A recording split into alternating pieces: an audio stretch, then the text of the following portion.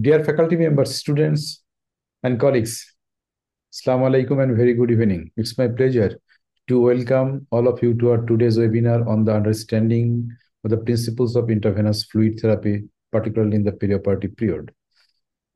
Intravenous fluid has been in clinical use over the century, yet the medical and the scientific community have only recently begun to appreciate the importance of the judicious fluid administration. আমাদের মনে হয় আমরা এখনো সেই ইন্টার্নির সময় যেটা করতাম যে একটা অপারেশনের আগে ডিএনএস একটা কমন কথা ছিল, বা ডি এর সঙ্গে নর্মাল স্যালাইন একটা কমন, এই এই ধারণা নিয়ে কিন্তু কন্টিনিউ করে আসছে আমাদের হোল লাইফটা। But time has changed about this fluid metabolism, fluid requirements, fluid administration, choice of the fluids, and the pathophysiology of these fluids metabolism, which is a very important now and the hot topics, because a judicial administrations and the selections of the particular types of fluid is very important for a successful outcome of surgical patients. Plays a very important role in the postoperative recovery.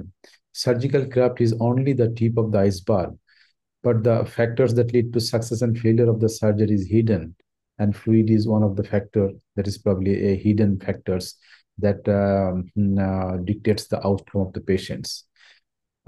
Today, we'll concentrate on the understanding of the fluid therapy, about its principles, and particular emphasis on the perioperative fluid management. But আমরা electrolytes and acid base স্ট্যাটাসটা separate কোনো একটা আমরা ওয়েবিনারে আলোচনা করব। And এই sepsis and other পার্টে যে ফ্লুইড ম্যানেজমেন্টটা হয়, এটাও একটা ডিফারেন্ট এন্টিটি, সেটাও আমরা একটা সেপারেট ওয়েবিনারে আলোচনা করব। আজকে আমরা একটু ফোকাস করার চেষ্টা করব the understanding of the principles of the fluid therapy. Today in this session, so we have a distinguished general surgeons, our senior teachers, internist and nephrologist, and then anesthesia and critical care specialist. I hope you'll enjoy the sessions and we'll have a very wonderful time with us. Dear students, it's your platform. Just enroll your name for the upcoming presentations for the case.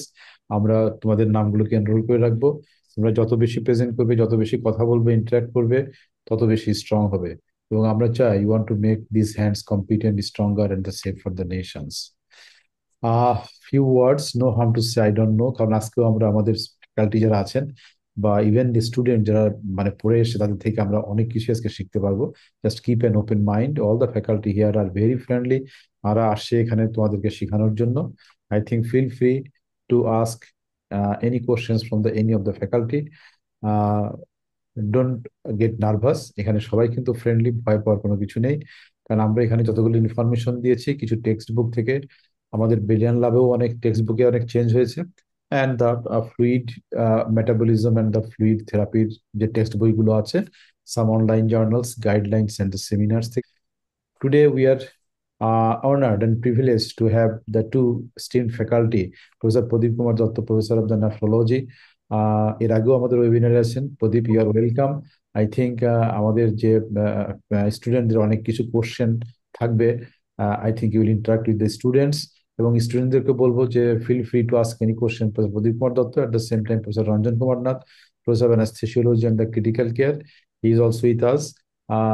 I think he will also contribute a lot to our today's webinar, and students are requesting to feel free to ask any question to this faculty. Uh, so brief overview of this intravenous fluid therapy, একটু যদি বলতে চাই, তাহলে এই physiology of the fluid metabolism is not the same in the healthy and the pathological state. আমরা mostly যে healthy state গুলো নিয়ে আলোচনা করি, that is deranged and changed in the pathological environment of the patient because of the inflammations and the other factors. Activation of the sodium and the water retention and the accumulation of the fluids in the body frequently happen in the perioperative period. So just operational age and during surgery, because of the anesthesia and the surgical stress response, অনেক কিছু homeostatic mechanism গুলো change হয়ে যায় এবং কিছু ডিরেঞ্জড হয়, and the magnitude of it depends on the stress response, inflammatory response, and the vasomotor response, as you know from your physiology knowledge. All these are modified in the perioperative period by the hemodynamic changes induced by the anesthesia, general or a neurexual blockade or a regional block, use of vasopressor agents, and the nutritional states of the patients. So these are the factors that causing some redistributions of the water from the body fluid compartments. Endothelium changes and the redistribution of the blood flow as well. Uh, the magnitude of the stress response varies between the individuals and even within the same individual, depending on the condition in which they present for surgery. Patients who are acutely ill tend to have a greater inflammatory response, greater septic response, and this may be modified by a preoperative factors such as the nutritional states, maybe a neoadjuvant chemotherapy, radiotherapy, antibiotics, steroids, and other factors. So many factors are involved in the fluid metabolism in the perioperative patients. Preoperative hydrations have a great impact on the perioperative fluid management, like a prolonged preoperative fasting, vigorous bowel preparations that usually leads to a patient into a relatively hypovolemic state. So that should be avoided and should be corrected before starting the surgical procedures. Preoperative blood loss, fluid loss, evaporative loss compounded the problem, and the fluid management altered in comorbidities as well, like the patient with this renal problem, cardiac problem, diabetes mellitus, and the positioning of the patient during surgery, particularly with the advent of this laparoscopic and the robotic surgery, head up or head down, or a very prone position, the surgery is performed. So এই positional চেঞ্জের কারণেও পেশেন্টের অনেক homeostatic and the cardiovascular and the respiratory functional statusটা change হয়, as well as a result of the pneumoperitoneum also contribute greatly to these changes in the homeostatic, cardiovascular, and the respiratory functions or status.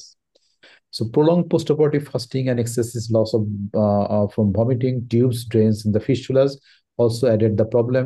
Sepsis is another spectrum যেটা আমরা আজকে না, আমরা আগামী আমাদের যে ওয়েবিনারটা আছে নেক্সট স্যাটারডে, আমরা will discuss in details about the sepsis and its problem and related with this management, hemodynamic states, its fluid management নিয়ে আমরা ডিটেলস মানে আলোচনা করব। তারপরে আমাদের একটা ফ্যাকাল্টি প্রেজেন্টেশন আছে, প্রফেসর প্রদীপ দিবেন, যে common complication post operative oliguria. So আমরা মেইনলি যে ফ্লুইডটা আমরা কেন দেই সেটার জন্য আমরা সবাই জানি যে পেশেন্টের maintain the tissue perfusion and the oxygenation to avoid the organ damage. And এই যে oxygen delivery that dependence on the cardiac output and the oxygen carrying capacity পেশেন্টের, এবং ultimately depends on the preload of the patient that leads to a stroke volume on the heart rate. a common formula, এটা আমাদের জানা আছে।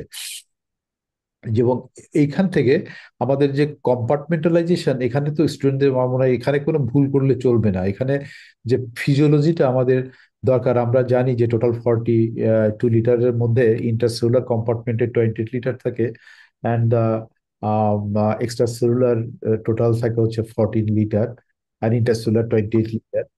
এই যে ভাগটা থাকে ইন এ হোমিওস্টেটিক অ্যাডাল্ট, যাদের আমরা এখন যারা আছি আমরা নর্মাল স্টেটে আছি, হোমিওস্টেটিক নর্মাল ফিজিওলজিক্যাল স্টেটে, দিস ইজ দ্য ডিস্ট্রিবিউশনস। এই ডিস্ট্রিবিউশনটা সঙ্গে আমরা যেমন এখন পানি খেতে পারি, পানি ইন্ট্রাভেনাসলি আমরা আমরা নিতে পারি। এই পানিটা আমরা যখন খাচ্ছি বা ইন্ট্রাভেনাসলি নিচ্ছি, এটা বডিতে কিভাবে ডিস্ট্রিবিউটেড হচ্ছে বা কিভাবে মেটাবোলাইজড হচ্ছে, এই কনসেপ্টটা যদি আমার জানা থাকে তাহলে কিন্তু আমাদের ফ্লুইড নিয়ে আর কোনো সমস্যাটা থাকবে না মনে হয়। তো সেটাকে একটু জানার চেষ্টা করি যে আমাদের basically inter compartmental movement of the fluid যদি হয়, আমরা যদি ইন্টারভাস্কুলার কম্পার্টমেন্টে অ্যাডমিনিস্টার করি, দ্যাট ফ্লুইড দুইটা ব্যারিয়ারকে ক্রস করতে হয়। একটা হচ্ছে capillary membrane, another is the cell membrane. Capillary membrane cross করে এটা ব্লাড ভেসেলের বাইরে চলে আসে ইন্টারস্টিশিয়াল ফ্লুইড, আর ইন্টারস্টিশিয়াল ফ্লুইড থেকে এটা সেলের মধ্যে ঢোকে, that must pass through a second barrier, আমরা বলি এটাকে সেল মেমব্রেন। তাহলে এই দুটো যে ব্যারিয়ার, তাদের ক্যারেক্টারিস্টিক্সটা গাইড করবে সে কোন ফ্লুইডটাকে অ্যালাউ করবে টু গো আউট আর টু গো ইন, এবং কোন ফ্লুইডটাকে সে রেস্ট্রিক্ট করবে, এবং কোন টাইপের ফ্লুইড। এখন যদি আমরা দেখি যে প্রথম ব্যারিয়ার যেটা 1 নম্বর ব্যারিয়ার, এটার ভাস্কুলার স্পেসের জন্য হলো ক্যাপিলারি এন্ডোথেলিয়াম। সো ক্যাপিলারি এন্ডোথেলিয়ামে আমরা দেখছি যে water and electrolytes that can move in either direction, but that restricts the movement of the colloid across the capillary endothelium in a normal healthy state. So that depends on the hydrostatic pressure and the osmosis. This is the first, যদি আমাদের এটাকে cross করতে হয়, তাহলে এটাই মিন করছে any colloidal fluid that will remain within the vascular system, that will not go out of the vascular system, but any fluid that contains a water and electrolytes that will go out of the vascular system.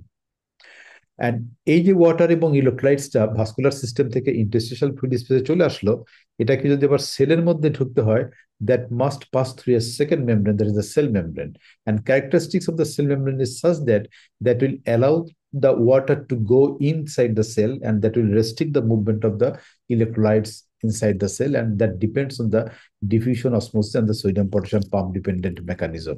This is in a normal physiological state আমাদের এই মুভমেন্টটা হয়। তাহলে এই যে movement হলে তাহলে আমরা এখানে একটা জিনিস একটা কথা বলতে পারি যে water will move throughout the all three compartments. Electrolyte মুভমেন্টটা থাকে হচ্ছে vascular and the interstitial fluid compartment, and colloidal মুভমেন্টটা এটা থাকে বা কলয়েডাল থাকে উইদিন দ্য ভাস্কুলার কম্পার্টমেন্ট।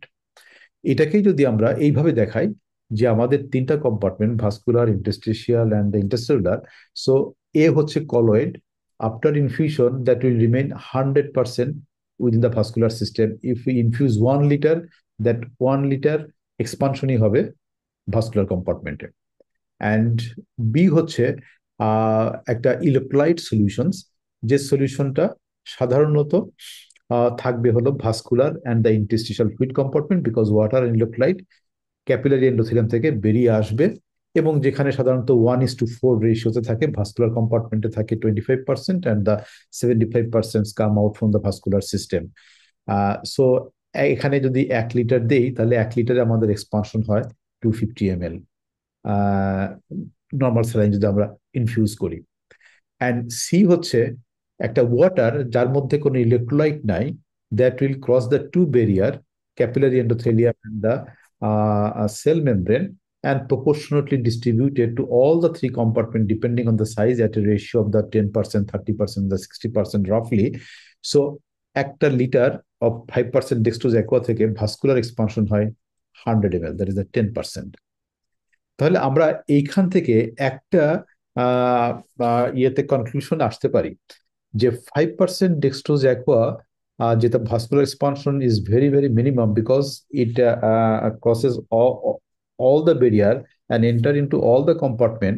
তাহলে 1 লিটার যদি আমরা ডেক্সট্রোজ অ্যাকোয়া ইনফিউজ করি, গেইন হচ্ছে 100 ml, তাহলে 1 লিটার যদি বাড়াইতে হয় তাহলে দিতে হবে আমাদেরকে 10 litre, which is not a মানে ফিজিওলজিক্যালি কম্পেটেবল না।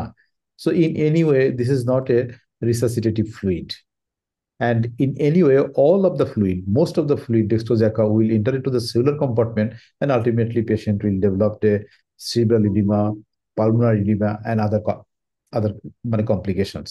যেটা প্রদীপ কিন্তু ক্লিয়ারলি বলছিল যে ডেক্সট্রোজ অ্যাকোয়া কখনোই আমাদের এই ধরনের যেখানে ভাইটাল স্ট্রাকচার গুলোতে ইনজুরি থাকে, পার্টিকুলারলি দ্য সেরিব্রাল ব্রেন, তখন আমাদের ইজ নট ইন্ডিকেটেড।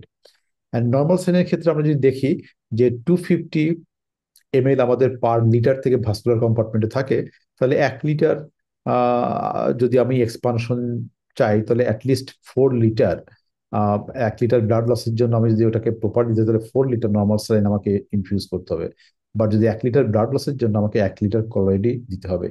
এই যে কনসেপ্ট, এই কনসেপচুয়ালি যদি আমরা থাকি তাহলে আমার মনে হয় যে আমাদের কম্পার্টমেন্টাল ডিস্ট্রিবিউশনটা ক্লিয়ার ধারণা থাকবে। অ্যাট দ্য সেম টাইম কোন ফ্লুইডটা আমরা কোন কন্ডিশনে চুজ করবো সেটা আমাদের বুঝতে অসুবিধা হবে না। At this point any student কোনো কোশ্চেন আছে? প্রদীপ প্লিজ ইন্টারাক্ট উইথ আস আমাদের সঙ্গে, আমার মনে হয় স্টুডেন্টদের কোয়ারি গুলো। Any question up to this point, any students, or clear হয়েছে এতটুকু?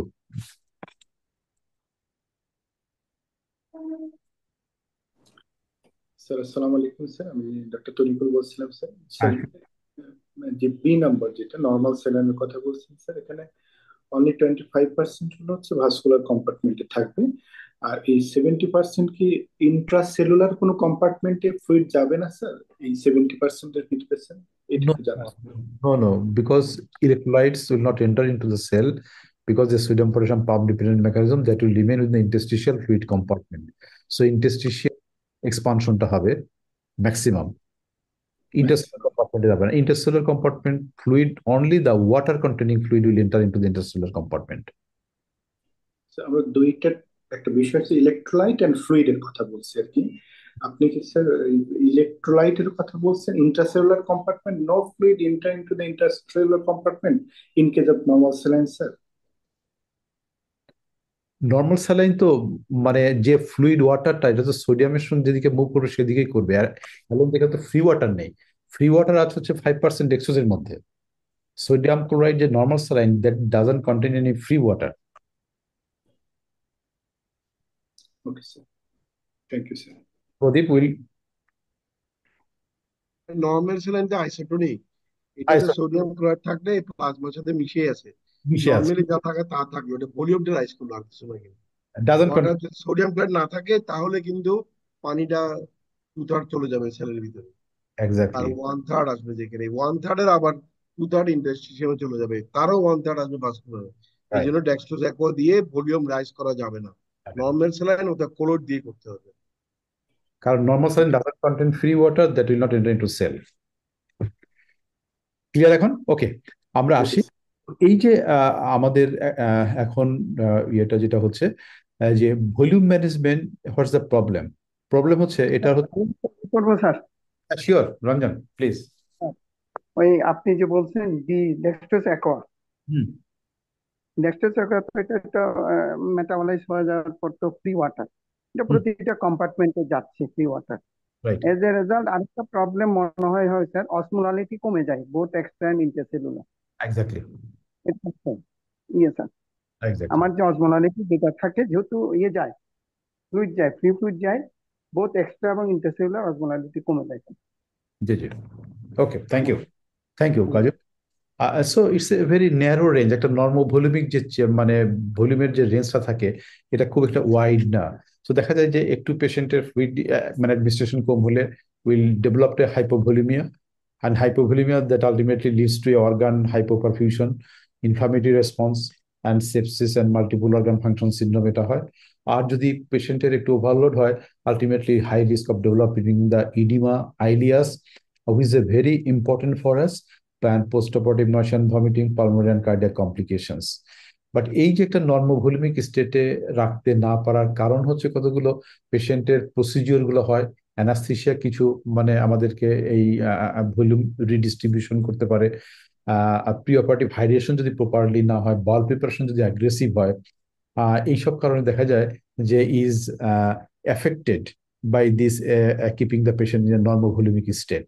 সো এই নর্মো ভলিউমিক স্টেট আমাদেরকে পেশেন্টের রাখতে হবে, not in hypovolemia, not in hypervolemia, কারণ both ultimately will leads to a development of the complications and ultimately the patient's morbidity and the mortality.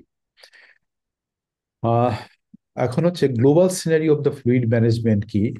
আমরা যদি দেখি যে আমাদের বইয়ে কি বলে, জার্নালসে কি বলে, এবং ক্লিনিক্যাল প্র্যাকটিসে আমরা কি পাই সাধারণত, যে জিনিসটা আমরা নিয়ে একটু আগেই কথা বলছিলাম, যে এই একটা স্টাডি, এটা ব্রিটিশ জার্নাল অফ অ্যানাস্থেসিয়াতে 2015-এ হয়েছিল, দুইটা ইউনিভার্সিটি হসপিটালে। তো সেখানে দেখিয়েছে যে এত ভ্যারিয়েবিলিটি মানে বিভিন্ন হাসপাতালে, এটা শুধু আমাদের দেশে না, এটা কিন্তু ওয়ার্ল্ড ওয়াইড মানে প্রবলেম ইজ প্রিভেইলিং। ইউকেতে স্টাডিটা ছিল। তো সেখানে দুইটা ইউনিভার্সিটি হসপিটালে করা হয়েছিল, এবং যেখানে দেখা গেল যে ভ্যারিয়েবিলিটি অনেক বেশি। ভ্যারিয়েবিলিটিটা কেমন বেশি, যেমন একটা পেশেন্টের 70 কেজি একটা পেশেন্টের 2 ঘন্টার একটা প্রসিজিওর হবে, সেখানে অ্যামাউন্ট অফ ফ্লুইড মানে মিনিমাম কোন হসপিটালে দেখা যাচ্ছে যে 700 পর্যন্ত ইউজ করছে, আর ম্যাক্সিমাম মানে 5400 পর্যন্ত ইউজ করছে for 2 hours surgery.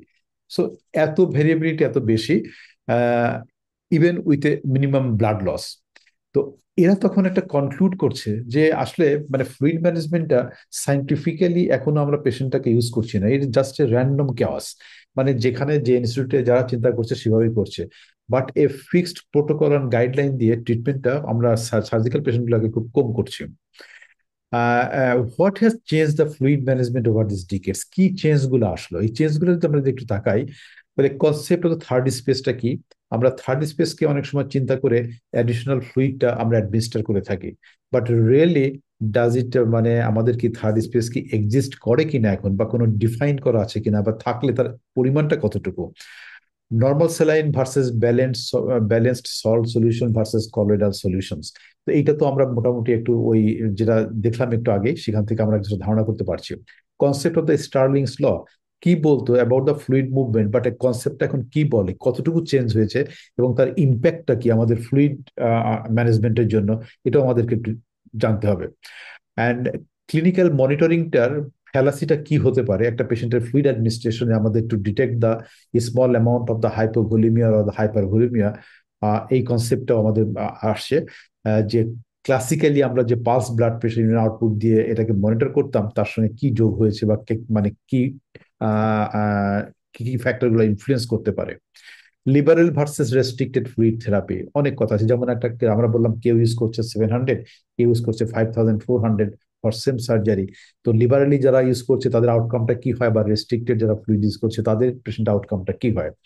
Concept of the pre operative volume loading, আমাদের ক্ষেত্রে ফ্রিকুয়েন্টলি আমরা এই কনসেপ্টটা দেখি যে স্পাইনাল অ্যানেস্থেসিয়া বা রিজিওনাল অ্যানেস্থেসিয়াতে অনেক সময়তে আমরা ইউজ করে থাকি যে ভলিউম লোডিং।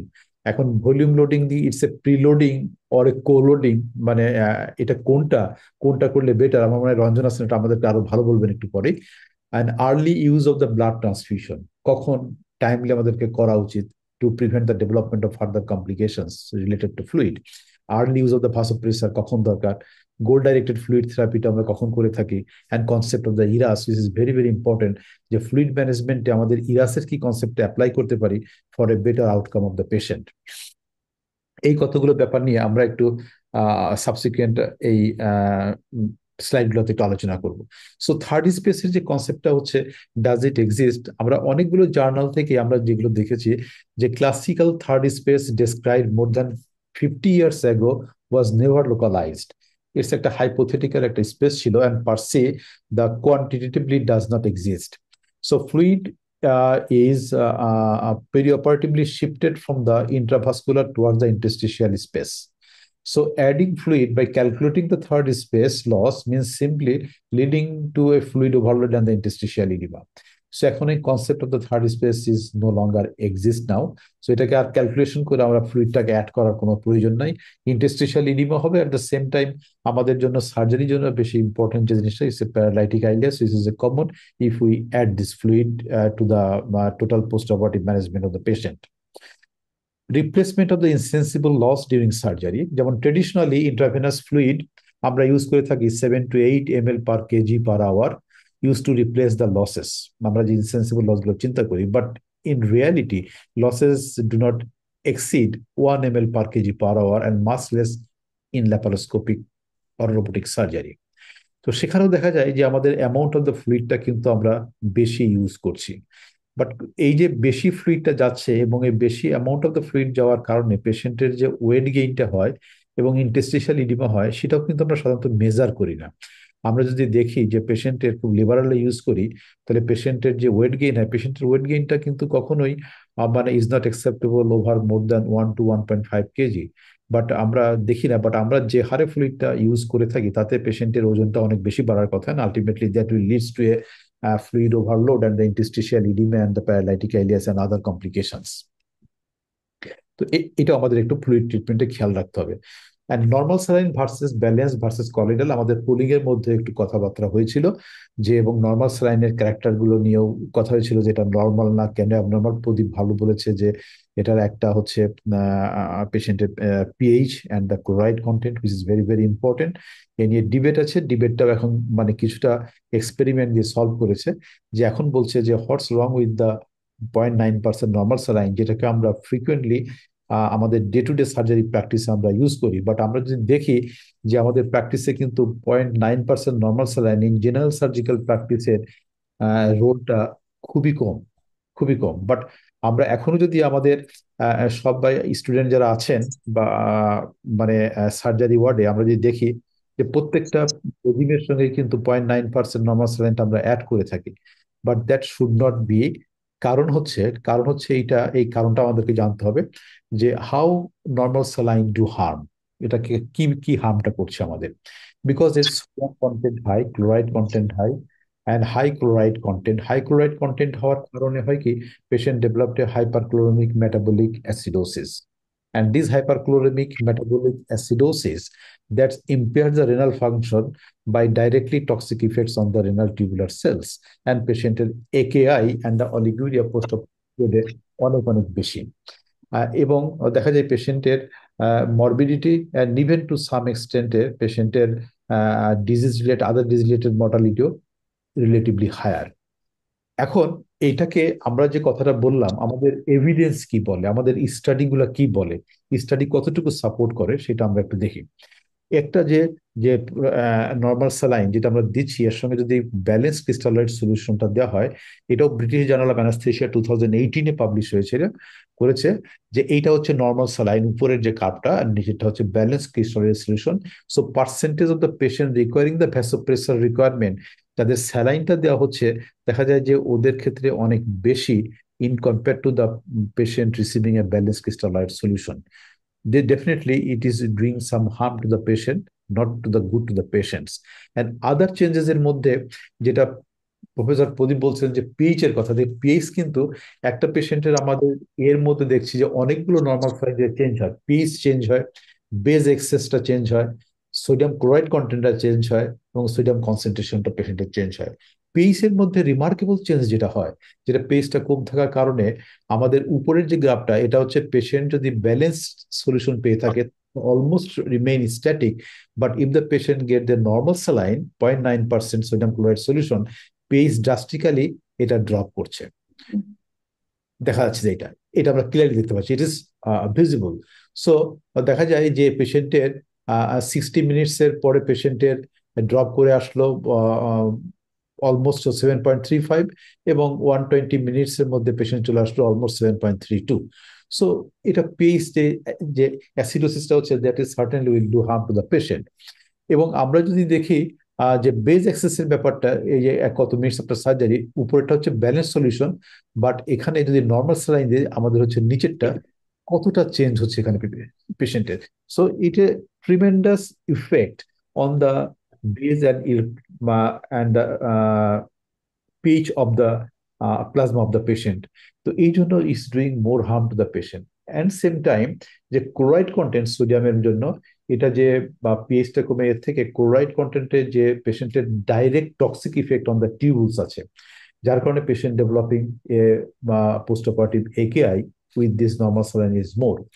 সো এতগুলো কারণে আমাদের আলটিমেটলি বিভিন্ন স্টাডি থেকে এখন যেটা কনক্লুশন করেছে এবং রিকমেন্ডেশন করেছে, সেটা হচ্ছে patient undergoing a major abdominal surgery, the use of the normal saline results in saline-induced hyperchloremia associated with the metabolic acidosis, and same time associated with dose-dependent increased vasopressor requirement, at the same time increased chances of the AKI. So সেই কারণেই আমাদের doctor Nurul Amin Bhuiyan বলছিল যে normal saline is not a normal saline. Normal টার্মটা আমরা use করে আসছি, but presently এটাকে বলা হচ্ছে অ্যাবনর্মাল স্যালাইন। সো আমাদের জেনারেল সার্জারিতে ইউজ রিলেটিভলি অনেক কম, যেটা আমরা অলমোস্ট 100% পেশেন্টের ক্ষেত্রে ইউজ করে থাকি ইন দ্য পেরি অপারেটিভ পিরিয়ডে। সো এই ব্যাপারে আমাদের একটু কেয়ারফুল থাকতে হবে এবং জুডিশিয়াসলি এটাকে সিলেক্ট করতে হবে depending on the types of the patient. এটাও একটা পেশেন্টের 2018-এর ব্রিটিশ জার্নাল অফ অ্যানাস্থেসিয়ার যে যে স্টাডিটা। এইখানে কোনো কমেন্ট করবে প্রদীপ আপ টু দিস পয়েন্টে? Any comment?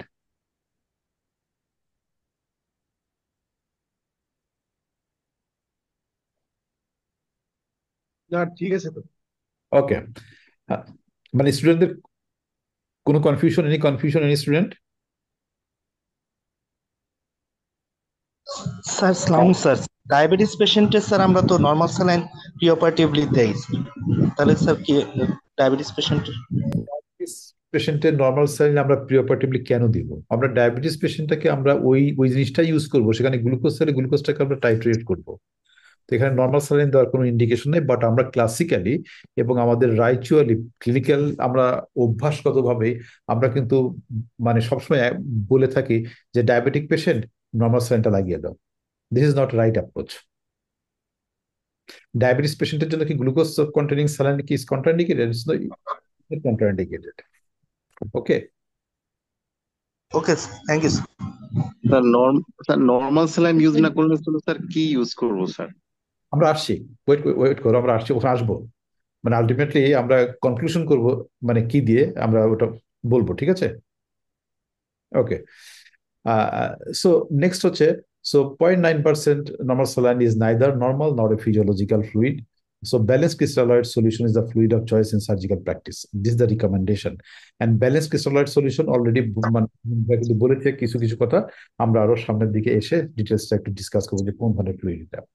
And what's wrong with the albumin solution. অ্যালবুমিনটাও আমাদের জেনারেল সার্জারিতে কিন্তু আমরা অনেক ক্ষেত্রে ইউজ করতাম, পার্টিকুলারলি একটা পেশেন্টের বা পেশেন্টের একটু হাইপারঅ্যালবুমিক জেনারেল সার্জারিতে থাকলে বা বা পেশেন্টের হাইপোভলিমিয়া থাকলে আমরা বা সেপটিক কন্ডিশনে এগুলি ইউজ, বাট অ্যালবুমিনের ইউজটা কিন্তু অনেক ক্ষেত্রে এখন রেস্ট্রিক্ট করা হয়ে যে এতটা ফ্রিকুয়েন্টলি আমরা ইউজ করি না। কেন ইউজ করি না, এটার কারণটা হচ্ছে আমরা যদি একটু এক্সপ্লেন করি তাহলে আমরা দেখব ব্যাপারটা এরকম যে এইটা হচ্ছে, আমরা একটা কথা বলেছিলাম যে স্টার্লিংস লটাকে চ্যালেঞ্জ করেছে এবং এটাকে রিভিউ করেছে। কি রিভিউ করেছে বা কি রিভিউ হয়েছে সেটা আমরা একটু বলি, তাহলে আমাদের জিনিসটা ক্লিয়ার হবে। যে স্টার্লিংস ল আমাদেরকে বলছে যে যে ফ্লুইডটা after administration into the vessel lumen, that fluid at the arterial end will come out from the blood vessels গিয়ে that, please mute your phone, Galaxy F23, mute your phone please. So fluid arterial end থেকে বেরিয়ে আসে এবং ভেনুলার and দিয়ে আবার ফ্লুইডটা re-enter করে into the circulation. But এখন অনেক কিছু রিসার্চের পরে এবং এদের আরো মলিকুলার অ্যানাটমি অ্যান্ড মানে ফ্লুইড মুভমেন্টের এবং এগুলো মানে ফিজিওলজিক্যাল মুভমেন্ট গুলো বোঝার পরে যে কনসেপ্টটা আসছে, সেই কনসেপ্টটা যে শুধু এই বেরিয়ারটা not only the capillary endothelium, বেরিয়ারটা হচ্ছে এই ক্যাপিলারি এন্ডোথেলিয়ামের উপরেও একটা লেয়ার থাকে, যে লেয়ারটাকে বলে এই যে গ্লাইকোক্যালিক্স লেয়ার। এবং এই গ্লাইকোক্যালিক্স লেয়ার এবং এন্ডোথেলিয়াল লেয়ার, এই দুটোর মধ্যে যে স্পেসটা থাকে এই স্পেসটা বলে সাবগ্লাইকোক্যালিক্স স্পেস। এইটা হচ্ছে ইটস এ প্রোটিন ফ্রি একটা জোন। তাহলে প্রোটিন ফ্রি জোন যদি থাকে তাহলে এই যখন পেশেন্টের পারমিবিলিটি বেড়ে গিয়ে যখন পেশেন্টের ফ্লুইডটা প্রোটিনটা সহ বেরিয়ে আসে, এই অসমোটিক ইনগ্রেডিয়েন্টের কারণে ফার্দার ফ্লুইড আর এন্টার করে না ইনটু দ্য ভ্যাসেল, যেটা আমরা চিন্তা করতাম যে আর্টেরিয়াল এন্ড দিয়ে বেরিয়ে এসে আবার ভিনাল এন্ড দিয়ে ঢুকলো। সো এই যে ফ্লুইড গুলো প্রোটিন সহ বেরিয়ে আসলো, that is return by the lymphatic flow into the systemic circulation. But এই lymphatic flow of the systemic সার্কুলেশনের একটা লিমিট আছে, that cannot carry out all the fluid that have come out from the vascular system along with the protein, সবগুলো নিয়ে আসতে পারে না। But beyond that ultimately that is accumulated with the interstitial space and ultimately patient will develop a tissue oedema which is a very harmful effect in a surgical patient. এটুকু clear কিনা?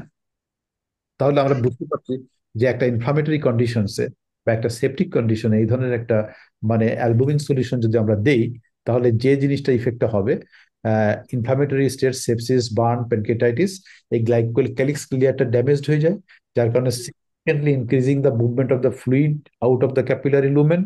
And আমরা যদি albumin সলিউশনটাকে infuse করি into the vessel lumen, ultimately what will happen, যে এটা বেরিয়ে আসবে, ultimately patient will develop a interstitial oedema, because সেটা আর ঢুকবে না, because there is a sub glycocalyx. আমি মনে হয় ব্যাপারটা ক্লিয়ার করতে পেরেছি এতটুকু। এবং এইটার ইম্পর্টেন্স নিয়েও অনেকগুলো কিন্তু স্টাডি হয়েছে, যে স্টাডিগুলো আমাদেরকে বলছে, কতগুলো ফিস ট্রায়াল ইংল্যান্ডে হয়েছে, জার্নাল অফ মেডিসিন এগুলো পাবলিশ হয়েছিল, যে সেখানে দেখিয়েছে যে স্যালাইন, নর্মাল স্যালাইন অথবা ইভেন অ্যালবুমিন দিয়ে যদি বোলাস দেওয়া হয় তাতে যে পেশেন্টের কমপ্লিকেশন হয়, ইভেন নো বোলাস দিলেও পেশেন্টের মানে 48 আওয়ার্স মর্টালিটি ইন ক্রিটিক্যাল ইল পেশেন্টের অনেক কম থাকে। তাহলে দেখা যাচ্ছে যে এই স্যালাইন বা এখানে মানে অ্যালবুমিন যে ফ্লুইডটা দেওয়া হয় ইন ইনফ্লামেটরি কন্ডিশনে, ওইটা হার্মফুল দেন পেশেন্টে ভালো করার থেকে। So that should not be used in case of inflammatory condition because of this concept. এই জন্য এটাও আবার তারা একটা ফরেস্ট প্লট দিয়ে দেখিয়েছে দুই পাশে, যে bolus better, no bolus better, even in inflammatory কন্ডিশনে এই ধরনের প্রোটিন দিয়ে বোলাস দেওয়া is not the better. So it's proves যে বিভিন্ন ট্রায়াল এবং আর অনেক ট্রায়াল আছে, তোমরা যদি যাও অনলাইনে যাও দেখতে পাবে যে হার্মফুল ইফেক্টটা কি ইন দ্য ইনফ্লামেটরি কন্ডিশনে। সো সেখানে কখনোই রিকমেন্ড করে না to use a protein rich fluid. Will you make any comment? এগুলো তো আসলে আহ, আমাদের যেটা ফিজিওলজিক্যাল কনসেপ্ট অনেক সময় এভিডেন্স বেসড মেডিসিনে বদলে যায়, হ্যাঁ, যে বদলে যায়, এভিডেন্স দেখা গেল যে না এটাই ঠিক না। হয়তো ফিজিওলজিক্যাল কনসেপ্ট যে আমাদের ভিতরে ক্যাপিলারি থেকে আমাদের উচিত যে ছিল ইন্টারস্টিশিয়াল থেকে পানিটা বেরিয়ে ভেসেলের ভিতরে যাওয়া, যেহেতু এখানে অ্যালবুমিন বেশি দেওয়া হচ্ছে, কিন্তু পরীক্ষা করে দেখা গেছে না, অ্যাকচুয়ালি অ্যালবুমিনটা বেরিয়ে চলে আসছে। বেরিয়ে যার চলে। জন্য আমরা অনেক সময় সবসময় বলি যে কার্ডিয়াক ফেলিউরে যদি হাইপার অ্যালবুমিন থাকে, কখনো দেওয়া ঠিক না যে পালমোনারি এডিমা হয়নি, পানিটাও বেরিয়ে চলেছে অ্যালবুমিনের সাথে। এগুলো হলো এভিডেন্স বেসড মেডিসিনের পার্ট আর কি। অনেক কনসেপ্ট, ফিজিওলজি কনসেপ্টটাকে এভিডেন্স বেসড মেডিসিনে সাপোর্ট করতেছে। এই আর কি। Right, right. Thank you Pradeep. Ah স্টুডেন্টদের কোনো কোশ্চেন আছে এখানে up to this point? Any confusion আর any question?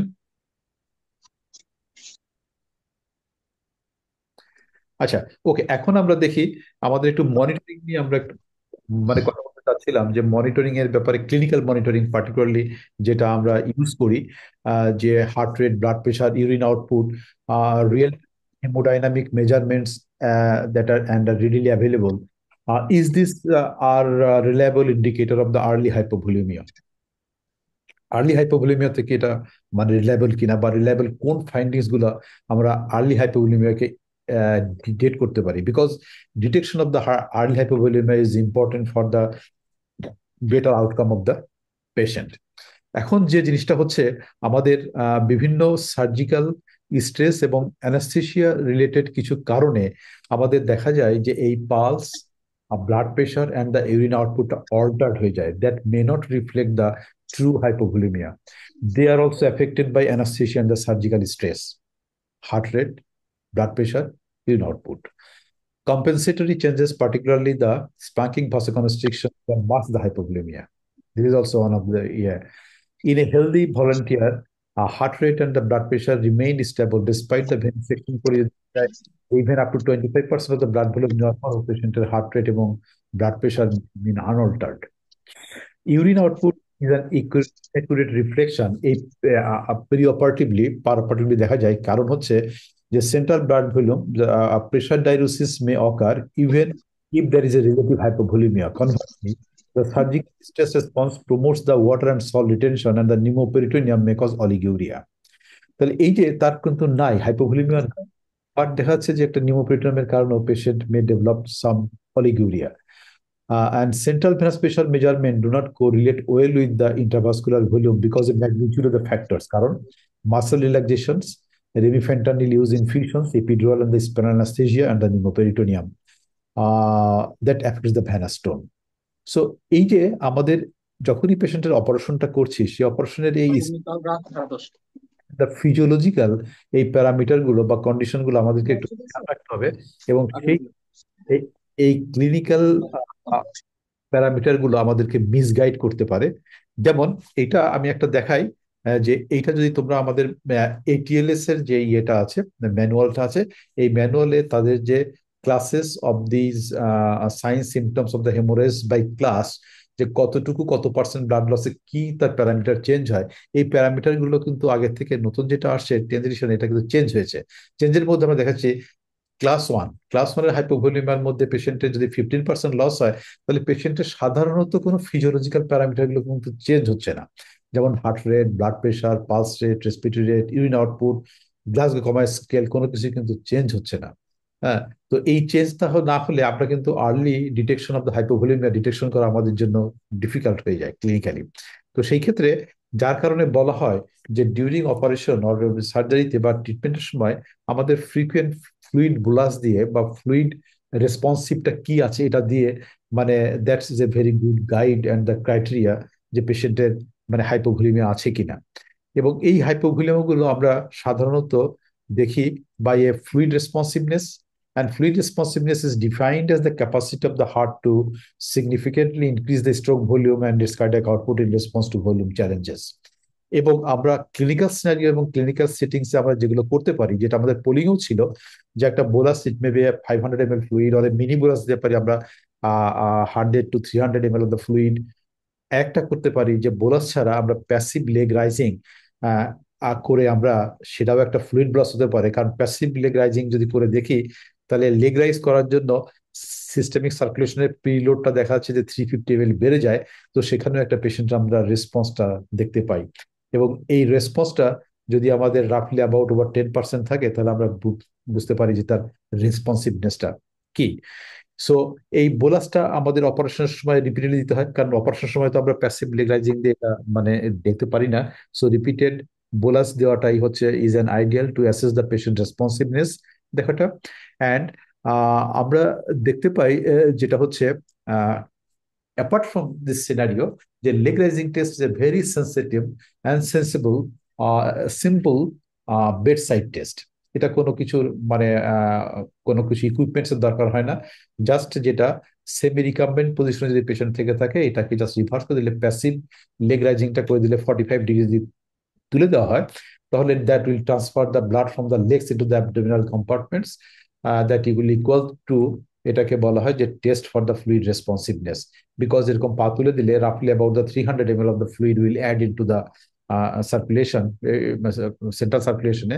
So passively moving a patient from a 45-degree semi-recumbent to supine and a leg raise to 45 degree induces a gravitational transfer of the blood from the lower limbs and the abdomen towards the heart. So এটাতে যে রেসপন্সটা হয়, সেই রেসপন্সটা দিয়ে আমরা পেশেন্টের রেসপন্সিভনেসটা মানে বুঝতে পারি। তো এই রেসপন্সিভনেসটা কতটুকু হলে বুঝবো, যদি আমাদের চেঞ্জটা হয় ওভার 10%, সাধারণত যদি চেঞ্জ হয়, তাহলে সেই চেঞ্জটা দিয়ে আমরা বুঝতে পারি হ্যাঁ, patient is fluid responsive. Pradip, any comment এই ফ্লুইড রেসপন্সিভ নিয়ে আমাদের, either by bolus or by passive leg raising? Will you make any comment? না ঠিক আছে, এটা ওই এমনি আমরা বলি যে সব মানুষের তো ওয়েট সেম না। ওই বোলাসটা দেওয়ার সময় ক্রিস্টালয়েডটা 3 ml পার কেজি দিতে, আর কোলোইডটা 2 ml পার কেজি দিতে, ওইটাও করা যায়। আর এটাতে আমরা একটা যে হোল অ্যাজাম করে নিচ্ছি আর কি, 500, 250, 150 ml। অনেক সময় রেনাল ফেলিউর থাকলে, কার্ডিয়াক ফেলিউর থাকলে এটা করা একটু প্রবলেম হয়ে যায়। Passive black raising, renal cardiac failure আছে, তাকে পেসিভ ব্ল্যাক রেজিং করতে তার শ্বাসকষ্ট পেলে রাইট। এরকম হয়। ওই হ্যাঁ, সময় আমাদের সতর্কতা আসলে করা উচিত, কিন্তু আমাদের সতর্ক থাকতে হবে। অন্যান্য সাপোর্টিভ কোমরবিডিটি আছে কিনা এটা দেখে টেস্টটা করতে হবে। রাইট। প্রফেসর রঞ্জন, আমরা কি পার অপারেটিভলি যে ফ্লুইড মানে বোলাস গুলো ইউজ করি, আহ, দেখ সাধারণত আমাদের মানে প্র্যাকটিসটা কি ইন ক্লিনিক্যাল সিনারিও? স্যার আমি একটা অনুষ্ঠানে বলেন স্যার বুঝি না না আমরা যে ডিউরিং ডিউরিং সার্জারি মানে পেশেন্টের হাইপোভলিউমি অ্যাসেস করার জন্য আমরা তো ফ্লুইড বোলাস গুলো ইউজ করি মনে হয় না, পার অপারেটিভলি? হ্যাঁ হ্যাঁ হ্যাঁ। স্যার আমার কয়েকটা ইয়ে ছিল আপনি যে বলতেছিলেন, হ্যাঁ, ঠিকই আছে, কিন্তু আমাদের অ্যানেস্থেটিক এজেন্ট আমরা যেগুলো ইউজ করি হ্যাঁ, সব হলো ডিপ্রেশন, যাদের ডাইলিটেশন করে, সেন্ট্রাল ডিপ্রেশন করে, হ্যাঁ, সাথে আমরা স্টেজ অফ অ্যানেস্থেসিয়াতে কিন্তু ভেজো ডাইলিটরি একটা ইফেক্ট আছে। হুম, এজ এ রেজাল্ট এখন যারা স্টুডেন্ট আছে ওদের জন্য বলতেছি, হুম, তার ওই ডিফিসিট যেটা থাকে ওটা যদি আমরা দিয়ে না ফেলি প্রি অপারেটিভলি, তাহলে হুম, দেখা যায় পেশেন্ট হঠাৎ করে হাইপোটেনশন হয়ে যায়। এই জন্য আমাদের ফ্লুইড ডিফিসিট রাখা যাবে না।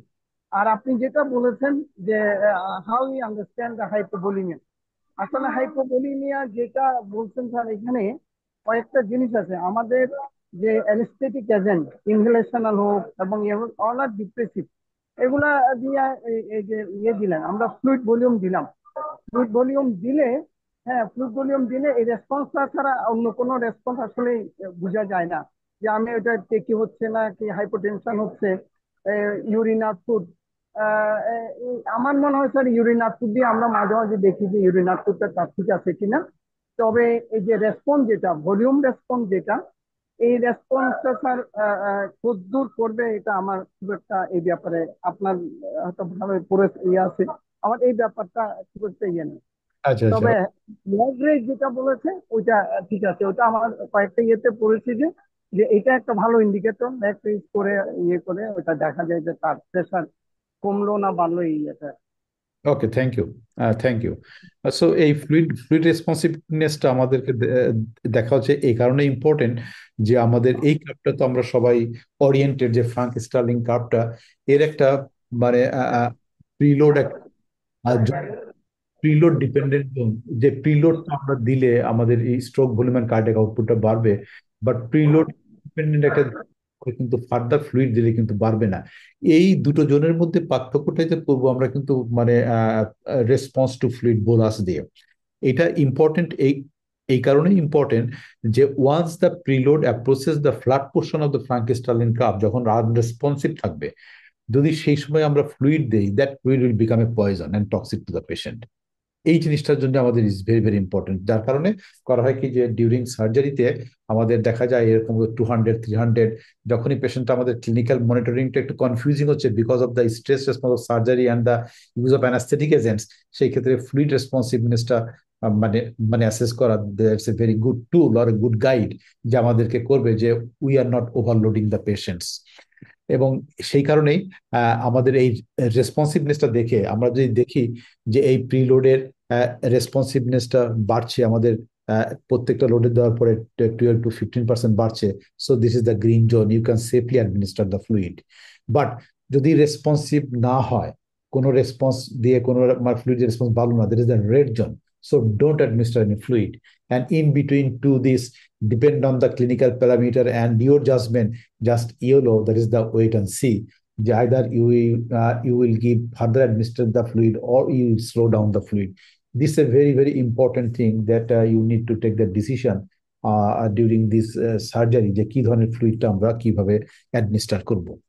এবং এই হোল যে প্যারামিটারের জন্য আমাদের উদ্দেশ্য যে একটাই, যে অপটিমাইজিং দ্য গোল, আন্ডারস্ট্যান্ড কি আমরা এই অপটিমাইজটা কি করে বুঝবো, যে আন্ডারস্ট্যান্ডিং যে হোয়াট দে রিয়েলি মিন। এই প্যাথোফিজিওলজিক্যাল তিনটা টার্গেট আছে, এই টার্গেট তিনটাকে আমাদেরকে অ্যাচিভ করা। একটা হচ্ছে সার্কুলেটরি ফেইলিওর, লাইক পেশেন্টের হার্ট রেট যে ইনক্রিজ যদি থাকে, সেই গোল হচ্ছে হার্ট রেটটাকে আমাদেরকে নিচের দিকে লো ডাউন করা, that should B ideally less than 100 per minute। Effective organ perfusion pressure আমাদের এমএপি যেটা বলি is more than 65 millimetre marker is ideal. And tissue perfusion urine output and the lactate, এই ল্যাকটেটও আমাদের ফ্রিকুয়েন্টলি মেজার করা হয়। But urine আউটপুটের ক্ষেত্রে that is the minimum is the 0.5 ml/kg/hour and lactate 20% decrease every 2 hours. So these are the things আমরা এইগুলো দেখে একটা হেমোডাইনামিক মনিটরিং করি আমরা ডিউরিং দিস পেশেন্টের সার্জারি অ্যান্ড দ্য অ্যানাস্থেশিয়া, যখন পেশেন্ট আমরা ফ্লুইড চ্যালেঞ্জ গুলো দিচ্ছি। তো এই প্রফেসর প্রদীপ, আমাদের কি মনিটরিং এর জন্য আর কোনো এই গোল বা কোনো কিছু, do you like to add any point or any comment on this? এটা এটা করা হয়, কিন্তু এখানে একটা ওই রিজার্ভেশনটা হলো পেশেন্টের প্রি অপারেটিভ ব্লাড প্রেশারটা। যেমন একটা রোগীর ব্লাড প্রেশার যদি 130/80 হয়, তার কি মিন আর্টারিয়াল প্রেশার 65 এর উপরে থাকলে আমি ধরবো। কিন্তু একটা রোগীর ব্লাড প্রেশার সবসময় 160/100, তখন কিন্তু আর 65 হবে না, তখন এটা হয়তো 85 80 উপরে যেতে হবে। আমি যদি ধরে নিই যে 65-এ তার আমি এফেক্টিভ হয়ে গেছি, তখন আমার একটা ভুল ধারণা ক্রিয়েট হবে। এর মিন আর্টারিয়াল প্রেশার তখন 85 এরকম থাকতে হবে, না হলে কিন্তু তার যে ফ্লুইড রেসপন্স করছে কিনা বুঝে যাবে না। এই জন্য প্রি অপারেটিভ এই যে ভাইটাল সাইন মনিটরিং, এটা একটা ভেরি ইম্পর্টেন্ট ইয়ে। আরেকটা হলো ক্যাপিলারি রিপেয়ারিং প্রেশার, যেটা আমরা বলি is capillary. Very capillary repairing প্রেশারটা অনেক সময় ধরে ধরা হয়, কিন্তু এটা খুব সাবজেক্টিভ ব্যাপার, তো এই জন্য বোঝাটা খুব কঠিন। কিন্তু তার চাইতে এইগুলোই বেটার মেজারমেন্ট। আর হলো ওই ইউরিন ভলিউমটা মাপাটা, আমি কি প্রতি ঘন্টায় ইউরিন ভলিউম মাপবো, মেপে মেপে আমার দেখা যে 50 কেজি হলো 25 ml 1 ঘন্টায় হয়েছে, যেটা আইসিইউতে ইউজুয়ালি করা হয়, প্রতি ঘন্টায় ওরা মাপে। এই জন্য প্রতি ঘন্টা মাপাটা বেশি ইম্পর্টেন্ট। এবং যদি আমি মাপার পর দেখি যে 6 ঘন্টায় আমার লাস্ট 6 আওয়ার্স এর টোটাল একুমুলেট করার পরও 0.5 ml/kg/hour থেকে কম হতেছে, তাহলে it is a type of impending acute kidney injury, তখন আমাকে সতর্ক হয়ে যেতে হবে। Right, thank you. স্যার ওই প্যাসিভ লেগ রেজিংটা একটু করবেন স্যার, প্যাসিভ লেগ রেজিং টেস্টটা হ্যাঁ, একটু একটু বলেন না স্যার ওটা। Passive leg raising test. ওটা হ্যাঁ, জি just just you take a snapshot of this. হ্যাঁ, এটা হচ্ছে জাস্ট 40 ডিগ্রি পেশেন্টকে ফ্ল্যাট করে শুয়ে যদি পাটা করে দাও, তাহলে লেগ থেকে যে অ্যাবডোমেন থেকে যে মানে অ্যাডিশনাল আমরা যদি পেশেন্টটাকে 300 ফ্লুইড দিতাম, this will give the same amount of the blood that will add to the heart. Okay. G sir. এখানের মধ্যে ও যেটা কনফিউশন আছে আর কি, হ্যাঁ হ্যাঁ যে বলো। যখন সেমি রিকামেন্ট থাকবে তখনও কিন্তু তার মিন আর্টেরিয়াল প্রেশার আর রেটটা দেখতে হবে, এই সময় দেখতে হবে। আবার এই পরে যখন পেসিভ লেগ রেজিং হবে তখনও দেখতে হবে, না হলে সে কিন্তু দেখতে, এটা না দেখে যদি সে শুধু পেসিভ লেগ রেজ করার সময় দেখে তাহলে কিন্তু আর মেজারমেন্টটা হবে না। কনফিউজিং হয়ে যাবে তখন, এক্স্যাক্টলি। হ্যাঁ, এই জন্য আগেরটা দেখতে হবে, আগে কি ছিল, লেগ রেজিং করার পর এটা হলো কিনা, তখন হচ্ছে বুঝতে পারবে। ওকে, থ্যাংক ইউ। জি স্যার কতক্ষণ করে দেখবো স্যার লেগ এটা রেজিং করার? হ্যাঁ, কি কোশ্চেনটা ছিল? স্যালাইন না অ্যালবুমিন কোনটা দিচ্ছ এটার উপরে নির্ভর করে। যেমন passive leg normal raising. Saline দিলে ইমিডিয়েটলি বুঝে যায়, অ্যালবুমিন দিলে বলে যে আধা ঘন্টা সময় লাগে তারপর দেখা। আচ্ছা, ওকে। স্যার আমার একটু কোশ্চেন ছিল আমার এখানে, বলো। যে ফ্লুইড রেসপন্স আমাদের একটা ফিজিওলজিক্যাল যে রেসপন্সটা, একটা আর্লিয়েস্ট ম্যানিফেস্টেশন আছে কিউটিনাস ভেসোকনস্ট্রিকশন, সেখানে ক্যাপিলারি ফিলিং প্রেশারটা আমরা এখানে কনসিডার করতে পারি কিনা ফিজিওলজিক্যাল রেসপন্সের ভিতরে, যে আমাদের যেহেতু হুম। বায়োকেমিক্যাল যে ইন পয়েন্ট অফ রিসাসিটেশনের ক্ষেত্রে আমাদের, আমরা যে হাইপোভলিমিয়া হলে যে ফিজিওলজিক্যাল যে রেসপন্স গুলো হয়, যেমন হার্ট রেট, ব্লাড প্রেশার, এই ক্ষেত্রে আমি যেটা বলছিলাম যে স্যার আর্লিয়েস্ট একটা ম্যানিফেস্টেশন হয় কিউটিনাস ভেসোকনস্ট্রিকশন, যেটা আমরা ক্যাপিলারি ফ্লিং প্রেশার দিয়ে আমরা মেজার করতে পারি একটা। এটা হচ্ছে ফিজিওলজিক্যাল রেসপন্সের ভিতরে এটা একটা কনসিডার করা যায় কিনা স্যার? মানে capillary filling time, refilling time যেটা। Sorry sorry, capillary filling time sir. হ্যাঁ, রাইট। ক্যাপিলারি ফিলিং টাইমের একটা মানে আমাদের অপারেশন থিয়েটারে যে প্রবলেমটা হয়, অপারেশন থিয়েটারের এনভায়রনমেন্ট যেটা থাকে ইউজুয়ালি কোল্ড এনভায়রনমেন্ট। সো এটা যদি পেরিফেরালি হাতটা যদি ইয়ে থাকে, এক্সপোজ থাকে, তাহলে এটাকে দেখা যায় যে অনেক সময় মিসলিডিং আসে। হ্যাঁ, ওকে, মানে that is not not a মানে ভেরি গুড গাইড হয় না সেই সময়। Okay. Okay sir, okay sir. এখন আসি পেরি অপারেটিভ ফ্লুইড, আমরা অপারেশনের আগে পরে এবং সময় এবং পরে কি কি ধরনের ফ্লুইড গুলো ইউজ করি এবং তার রেশনালিটিটা কি। এটা হচ্ছে ভাস্ট মেজরিটি। আমাদের কতগুলো জিনিস একটু খেয়াল রাখি, যে আমরা এখনো টিল ডেট আমরা আমাদের ক্লিনিক্যাল প্র্যাকটিসে usually we over treat the patients with the intravenous fluid. পেশেন্টের যতটুকু ফ্লুইড পাওয়ার কথা বা যে কয়দিন ফ্লুইড পাওয়ার কথা তার থেকে অনেক বেশি পরিমাণে আমরা ফ্লুইড ইউজ করে থাকি। এভিডেন্স যেটা বলছে বা লিটারেচার যেগুলো বলছে বা স্ট্যান্ডার্ড টেক্সট বই নাওয়েডেজ যেটা বলছে, যে vast majority of the hospitalise patient can be fulfilled with the oral and the enteral route. Most of the patient. The need of intravenous fluid prescriptions is limited to a small number of patients, particularly in the intensive care unit, operating room, and the emergency room, or a victim of the trauma. তাহলে আমরা general সার্জারিতে আমরা সাধারণত প্রত্যেকটা হাসপাতালেই বাংলাদেশে যেগুলো operation হয়ে থাকে সেগুলো অপারেশনের কিন্তু অপারেটিং রিকভারির পরে, অপারেশন এবং তার রিকভারি যে ওয়ার্ডে থাকে যে যে কয়েকটা ঘন্টা, এরপরে কিন্তু পেশেন্টের কোনো অপারেশনের জন্য কিন্তু আর ফার্দার ফ্লুইডের দরকার হয় না বা নীল বা মাউথ করে রাখার কোনো দরকার হয় না, যে কোনো সার্জারি হোক না কেন। এভিডেন্স বলে যে ইভেন আমরা চিন্তা করতাম যে ইসোফেজিয়াল সার্জারি বা প্যানকিউটিকুলোডেনেক্টমি যে সার্জারি হোক না কেন, পেশেন্টের ফ্লুইডটাকে উইথহেল্ড করে পেশেন্টের রাখার কোনো প্রয়োজন নাই, যে জিনিসগুলো আমরা একটু সামনেই দেখবো। সো মোস্ট অফ দ্য ক্ষেত্রে কিন্তু আমরা ফ্লুইডটাকে ইউজুয়ালি ওভার ট্রিটমেন্ট করে থাকি। So before prescribing the any intravenous fluid, আমাদের প্রথম যে জিনিসটা কোশ্চেনটা মনের মধ্যে আনতে হবে, যে why does this patient need intravenous fluid, কেন পাবে সে? এটা কি আমরা কোনো সাপ্লিমেন্ট করছি নর্মাল ফ্লুইড রিকোয়ারমেন্টকে? এই সাপ্লিমেন্টটা কি দরকার আছে at all? Number one. Number two, আমরা কি কোনো রিপ্লেস করছি যে ওরাল ইনটেকটা লিমিটেড না বা আমরা এন্টার লুপটা ইউজ করতে পারছি না? আমরা কি কোনো এক্সেস লস হচ্ছে সেই জন্য ইউজ করছি? অথবা টু কারেক্ট দ্য হাইপোভলিমিয়া, কোন কারণে আমরা পেশেন্টের ফ্লুইডটা দিব? তাহলে এই কোশ্চেন গুলো কিন্তু আমাকে স্যাটিসফাই হতে হবে বিফোর প্রেসক্রাইবিং এ ইন্টারভেনাস ফ্লুইড। এখন আমাদের কিছু ক্লিনিক্যাল কিছু অভ্যাস যেগুলো আমরা চলে আসতেছে, আমরা প্রত্যেকটা পেশেন্ট ইউজ করি। আমরা কখনোই একটা পোস্ট অপারেটিভ রিজিমে আমরা কিন্তু ডিউরেশন উল্লেখ করি না। আমরা হয়তো লিখলাম যে DNS 2 litre 1 litre, at a 20 drops or 25 drops per minute.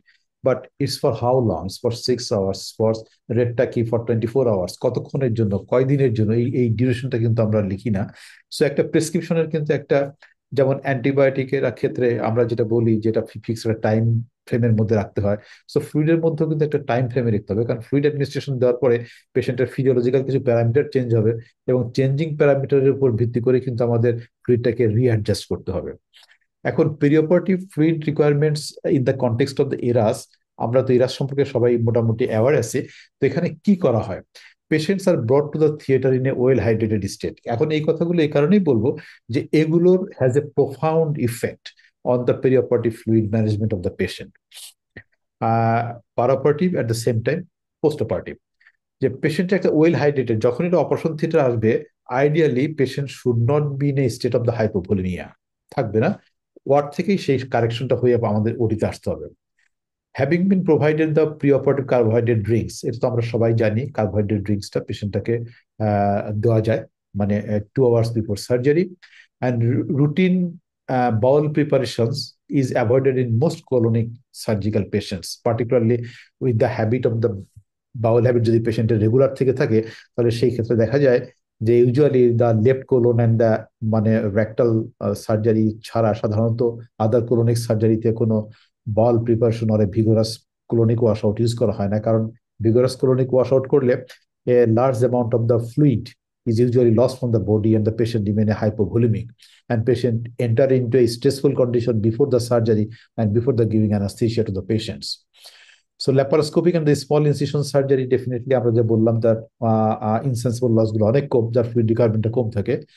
Long acting অপিওয়েডস যেটা আমরা অ্যানালজেসিস হিসাবে ইউজ করে থাকি, সেটা সাধারণত অ্যাভয়েড করা হয় এখনকার সময়, বিকজ এর has a profound effect on the intestinal motility and that leads to a paralytic ileus that delays the normal bowel activity and that delays the oral intake, যার কারণে এখন কিন্তু এই মোড অফ অ্যানালজেসিয়াটা ডিফারেন্ট টাইপের অ্যানালজেসিয়াটা use করা হয় other than the opiates. অপিয়েটসটা is usually discourage nowadays. And enhanced recovery incorporates a general fluid therapy philosophy to avoid the sodium chloride and the water overload, একটু পরে আমরা বলবো। and early resumption of the enteral feeding, একটা কথা আছে যেমন হচ্ছে যে একটা পেশেন্টের যদি সে একটা হুইপুলস অপারেশন, যেখানে প্যানকেটিক অপারেশন করা হচ্ছে, প্যানকেটিক সার্জারি করার পরে সেই প্যানকেটিক অ্যানাস্টোমোসিস করা হচ্ছে, এইটা যদি হোল্ড করতে পারে, অ্যানাস্টোমোটিকটা যদি ব্রেকডাউন না হয়, তাহলে একটা ওরাল শুধু একটা ওয়াটার খেলে সেখানে এই অ্যানাস্টোমোটিকটা ব্রেকডাউন হবে না। এটা আমাদের বেশ কিছু মানে সার্জনস এক্সপিরিয়েন্স অ্যান্ড এক্সপার্ট সার্জনদের ওপিনিয়ন এবং মানে কথা এটাই যে প্যানকেটিক জুস যদি ওটাকে মানে ডাইজেস্ট না করতে পারে, ওয়াটার দিলে কোনো ক্ষতি নেই। So early mobilizations and reduced tubes and drains intended to all patients self-regulate their fluid and the nutritional intake soon after surgery is very, very important. তাহলে এই কয়টা কথা যদি আমরা মাথায় রাখি যে কোনো পেশেন্টটাই আমাদের হাইপোভোলিক স্টেটে থাকবে না, আমরা পেশেন্টটাকে অ্যাটলিস্ট 2 hours বিফোর সার্জারি আমরা ক্লিয়ার ফ্লুইডটা পেশেন্টটাকে সেফলি খেতে পারে, এবং পেশেন্টের থার্স্ট মেকানিজম থাকবে না, পেশেন্টের ফিলিং যে সে মুখে কিছু খেলো, এবং তার ফ্লুইড ম্যানেজমেন্টটা অনেক বেটার হবে, এবং পেশেন্টের ফ্লুইড রিকোয়ারমেন্টটা অনেকটা কম লাগবে, স্ট্রেস রেসপন্সটা কম হবে, পেশেন্টের recovery will be far better. এখন আমরা যদি দেখি একটা ইউজুয়াল, এখন স্টুডেন্ট যারা আছেন আজকে এখানে, তো সবাই একটা জিনিস কোশ্চেন করতে পারি যে সাধারণত তো আমরা একটা অপারেশন শুরু করি 0.9% ডিএনএস সলিউশন, একটা ডিএনএস সলিউশনটা দিয়ে। Do you agree? All of you agree? আমাদের প্র্যাকটিসে কি ইউজ করি আমরা সাধারণত?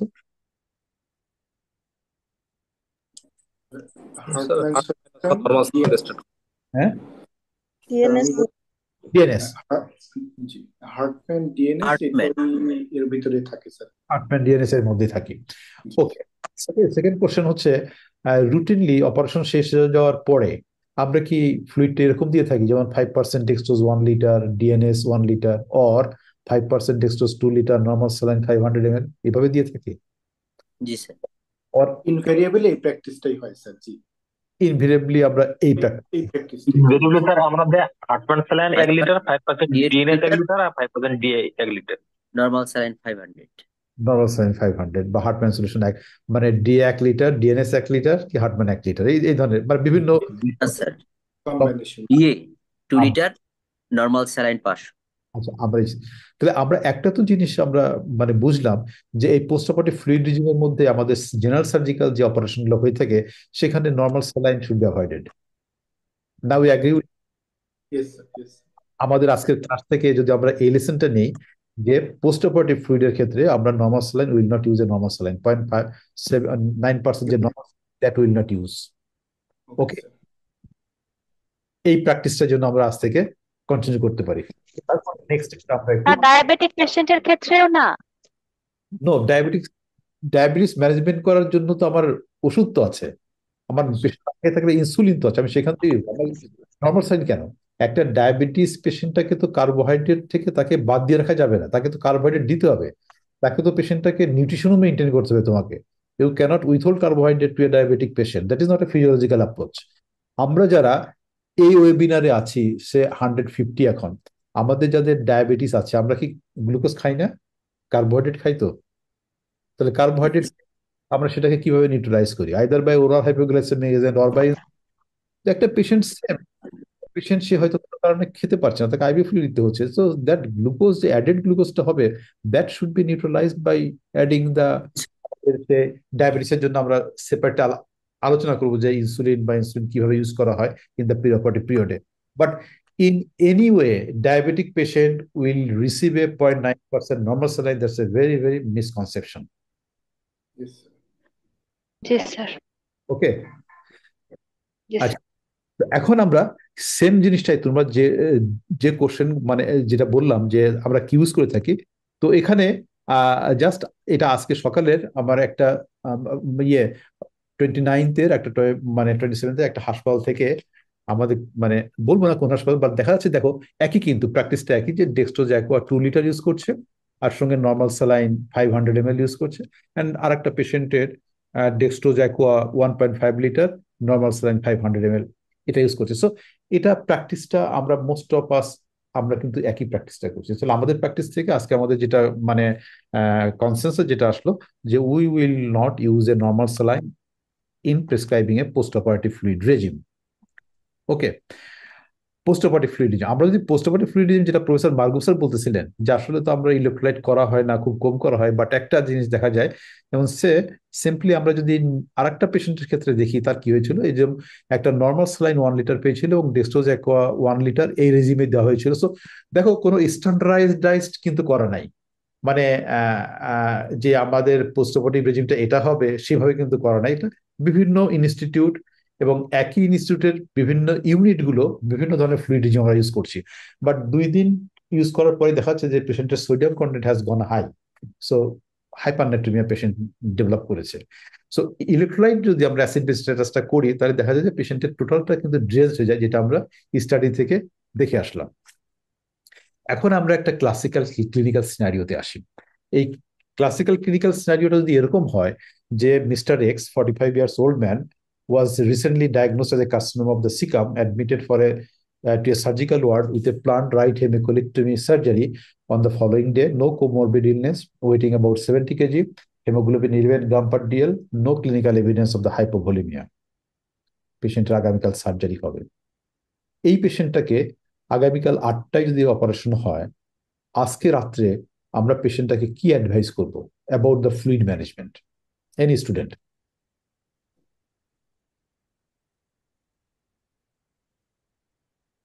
আমরা সাধারণত কি লিখি যে নীল বাই মাউথ। এখন যদি আমাকে এখন তো রাত্র কটা বাজে, রাত্র প্রায় 11:15 এখন, এখন যে আমরা অর্ডারটা লিখি আগামীকাল 8টায় অপারেশন হবে, তো পেশেন্ট কখন থেকে নীল বাই মাউথ থাকবে? কারেন্ট যে সিনারিও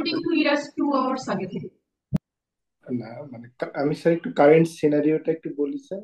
হ্যাঁ, কারেন্ট সিনারিও যে আমরা যে বলি যে 10 PM অথবা 12 PM পর থেকে খাবেন আর কি, এবং সকালে সকালে ডিএনএস অথবা হার্টম্যান সলিউশন এটা 7 AM এ স্টার্ট করতে বলি। এটা হলো হচ্ছে স্টার্টিং অফ ফ্লুইড আর কি, নেক্সট অপারেটিভ ডে 7 AM থেকে। জি স্যার। ওকে, আর এনপিওটা হচ্ছে 10 PM অথবা 11 এরকম স্যার। রাফলি আমাদের যেটা দরকার হয় সেটা হচ্ছে নীল বাই মাউথ পেশেন্টের কতক্ষণ দরকার হয়, usually about the 6 hours. 4 to 6 hours. 6 hours is enough to keep the patient fasting before surgery. That is a solid food. But patient can take a source of carbohydrate drink, যেটা ইরাসে বলা হয়, যেটা আমরা 2 hours আগে দিতে পারি। Patient can take a clear water even 1 hour before surgery.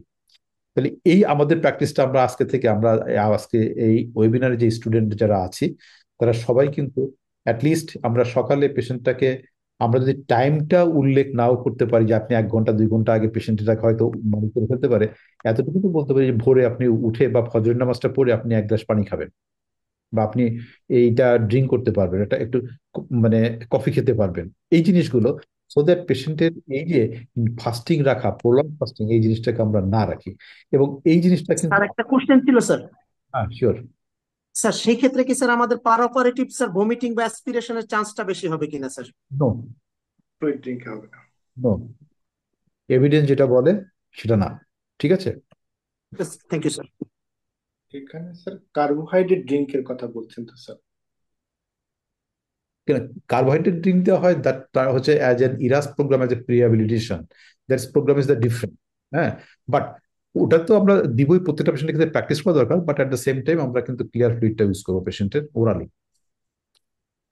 Sir anaesthesia শুনলেই বলবে যে আজকে আর অপারেশন হবে না।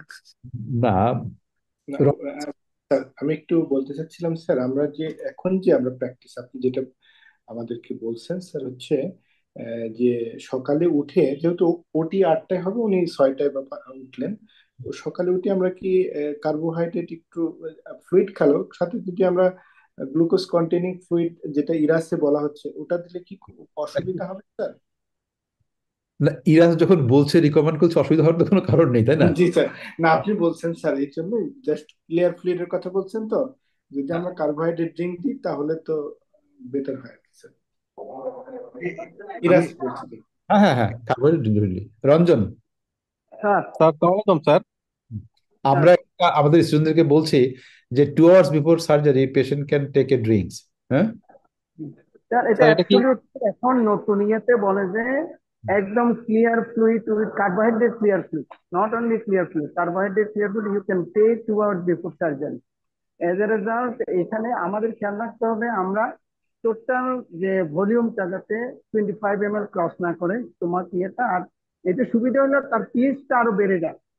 এজ এ রেজাল্ট তার রোগীর জন্য এটা অনেক প্রটেক্টিভ, সুতরাং সে ইয়েতে 2 ঘন্টা আগেও ক্লিয়ার ফ্লুইড খেতে পারবে। আমি স্টুডেন্টদের একটু আবার পরিচয় করে দেই। Professor Ranjan Kumar Nath, he is the professor of anaesthesia in the critical care. তো অ্যানাস্থেশিয়া স্যার উনি কিন্তু রিকমেন্ড করলেন, বললেন যে ঠিক আছে, যে আমাদের যে স্টুডেন্টটা বলল যে অ্যানাস্থেশিয়া নাকি অ্যানাস্থেশিয়া দিবে না, বাট উনারা রিকমেন্ড করছেন যে হ্যাঁ patient can take this fluid. ইরাক প্রটোকলে তো এখন একদম স্পষ্ট লিখেই দিয়েছে। এক্স্যাক্টলি। এখানে একটা কথা আছে কিন্তু, বলবো আজাদ? Sure sure. ওই আমরা তো আসলে নর্মালি কিন্তু একটু স্যালাইভেশন সিক্রেশন হয়। আমি যদি কিছু নাও খাই, আমার এই স্টোমাকের মধ্যে 150 থেকে 200 ml জমা থাকে, এবং এগুলো সব অ্যাসিডিক, একদম অ্যাসিডিক ফ্লুইড। এই জন্য বলা হয় যে সার্জারির 2 ঘন্টা আগে একটা ক্লিয়ার ফুড খাওয়া উচিত। এই ক্লিয়ার ফুড খেলে ওই অ্যাসিডটা কমে যায়, একটা ব্যাপার। আর 2 নম্বর হলো আমরা এই কার্বোহাইড্রেট ফ্রি ফুড দিব, এটা নিয়ে কিন্তু ভিন্ন মত আছে আর কি বিভিন্ন জনের। কেউ কেউ বলে যে ক্লিয়ার ফুড দিলে হয় কি পোস্ট অপারেটিভ হাইপার গ্লাইসেমিয়ার চান্সটা কমে যায়, এটা এভিডেন্স বেসড মেডিসিন এরিয়া। আবার অনেকে বলে যে না, যদি না দাও এটা হাইপোগ্লাইসেমিয়া হয়ে যেতে পারে। তো এটা নিয়ে এখন ডিসাইডেড না, কিন্তু আমরা সবসময় বলি যে ক্লিয়ার ফুড 2 ঘন্টা আগে দেওয়া উচিত।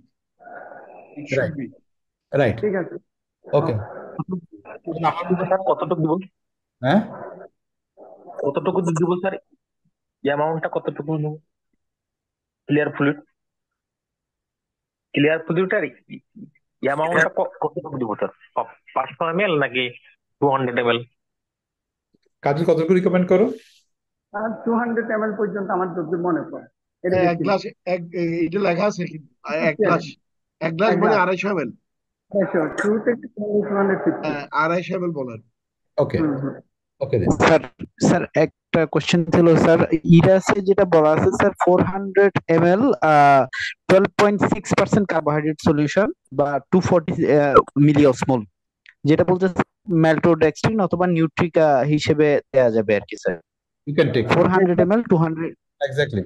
জি ওকে এই যে স্যার, ম্যাথটা এখন সবচেয়ে 12.6% কার্বোহাইড্রেট সলিউশন।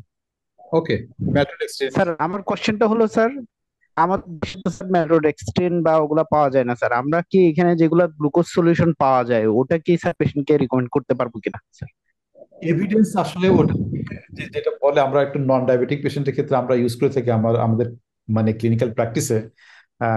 আবার কি মানে কিছু কিছু ক্ষেত্রে যে ওরাল বেনিফিটটা আমরা ইরাসের বেনিফিটটা পাওয়ার জন্য আমরা হয়তো ইন্ট্রাভেনাস আবার 25% গ্লুকোজ ইউজ করে থাকি। বাট এভিডেন্স যেটা বলে যে ম্যালটোডেক্সট্রিন ইজ বেটার। হ্যাঁ, আমাদের মানে কিছুদিন আগে কিন্তু ইরাসের যে প্রফেসর ওলে জাঙ্গিস যে ছিলেন উনিও মানে ব্যাপারটা ক্লিয়ার করতে পারেন নাই যে অ্যাকচুয়ালি গ্লুকোজ মানে আমরা যে গ্লুকোজ যেটা বলি সেটা দিয়ে পেশেন্টের ওই বেনিফিটটা পাবে কিনা, মানে এখনো মানে কোন স্টাডি দিয়ে ওটাকে প্রুভ হয়নি। ওকে স্যার ওরালি দিতে পারবো কিনা স্যার? হ্যাঁ আইভি না, ওরালি স্যার যে গ্লুকোজ সলিউশনটা সেটা স্যার সকালবেলা ক্লিয়ার ফ্লুইডের সাথে মানে গ্লুকোজ যেগুলো প্যাকেট পাওয়া যায় স্যার 250 ml এর যেটা প্যাকেট পাওয়া যায় সেটা আমরা পেশেন্টকে 2 ঘন্টা আগে রিকমেন্ড করতে পারবো কিনা, হ্যাঁ মানে হ্যাঁ কতটুকু ইয়া পাওয়া যাবে? এক্স্যাক্টলি। ওকে, এখন আসি আমাদের মানে আমরা একটু শেষ করে দিব। আর প্রদীপের একটু একটা প্রেজেন্টেশন আছে, ওটা আমরা একটু দেখবো অলিগুড়িয়া নিয়ে। ইন্টারঅপারেটিভ পারঅপারেটিভের ব্যাপারে আমাদের আমরা খুবই কনসার্ন। কয়েকটা পয়েন্ট আমাদের জন্য ইজ ভেরি ইম্পর্টেন্ট। যে optimising the perioperative fluid management is a key objectives during the major surgery. A zero fluid balance is the goal. যে জিরো ফ্লুইড ব্যালেন্স আমাদের যে ইনটেক আউটপুটটা আমরা মানে ব্যালেন্স থাকছে, আমরা যেন কোনো অ্যাডেড কোনো ফ্লুইডটা না থাকে, that will gives a very favourable outcome. এবং এটার জন্য আমাদের ব্লাডটাও জুডিশিয়ালি আমাদেরকে চুজ করতে হবে, আর্লি ইউজ করাটাই ভালো। এবং এই ডিউরিং ফ্লুইড দেওয়ার সময় আমাদের হচ্ছে 100 to 250 ml of the fluid volume therapy boluses মাঝে মাঝে দিয়ে ওটাকে অ্যাসেস করা যে পেশেন্ট নর্মাল ভলিউমিক স্টেটে আসছে। আর গোল ডাইরেক্টেড থেরাপি ইউজুয়ালি আমাদের এখানে করা হয় না, তার জন্য দরকার হচ্ছে মানে invasive monitoring and high risk পেশেন্টের ক্ষেত্রে ইউজুয়ালি দেওয়া হয়।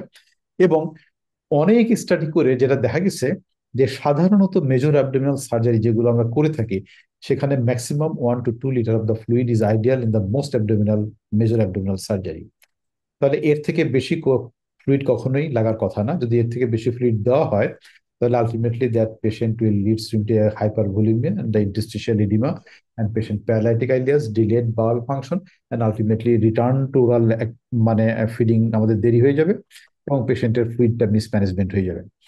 সো এইটা আমাদের পারঅপারেটিভলি থাকবে। এখন কি ধরনের ফ্লুইডটা আমরা ইউজ করব সেটা এখনই আসছি।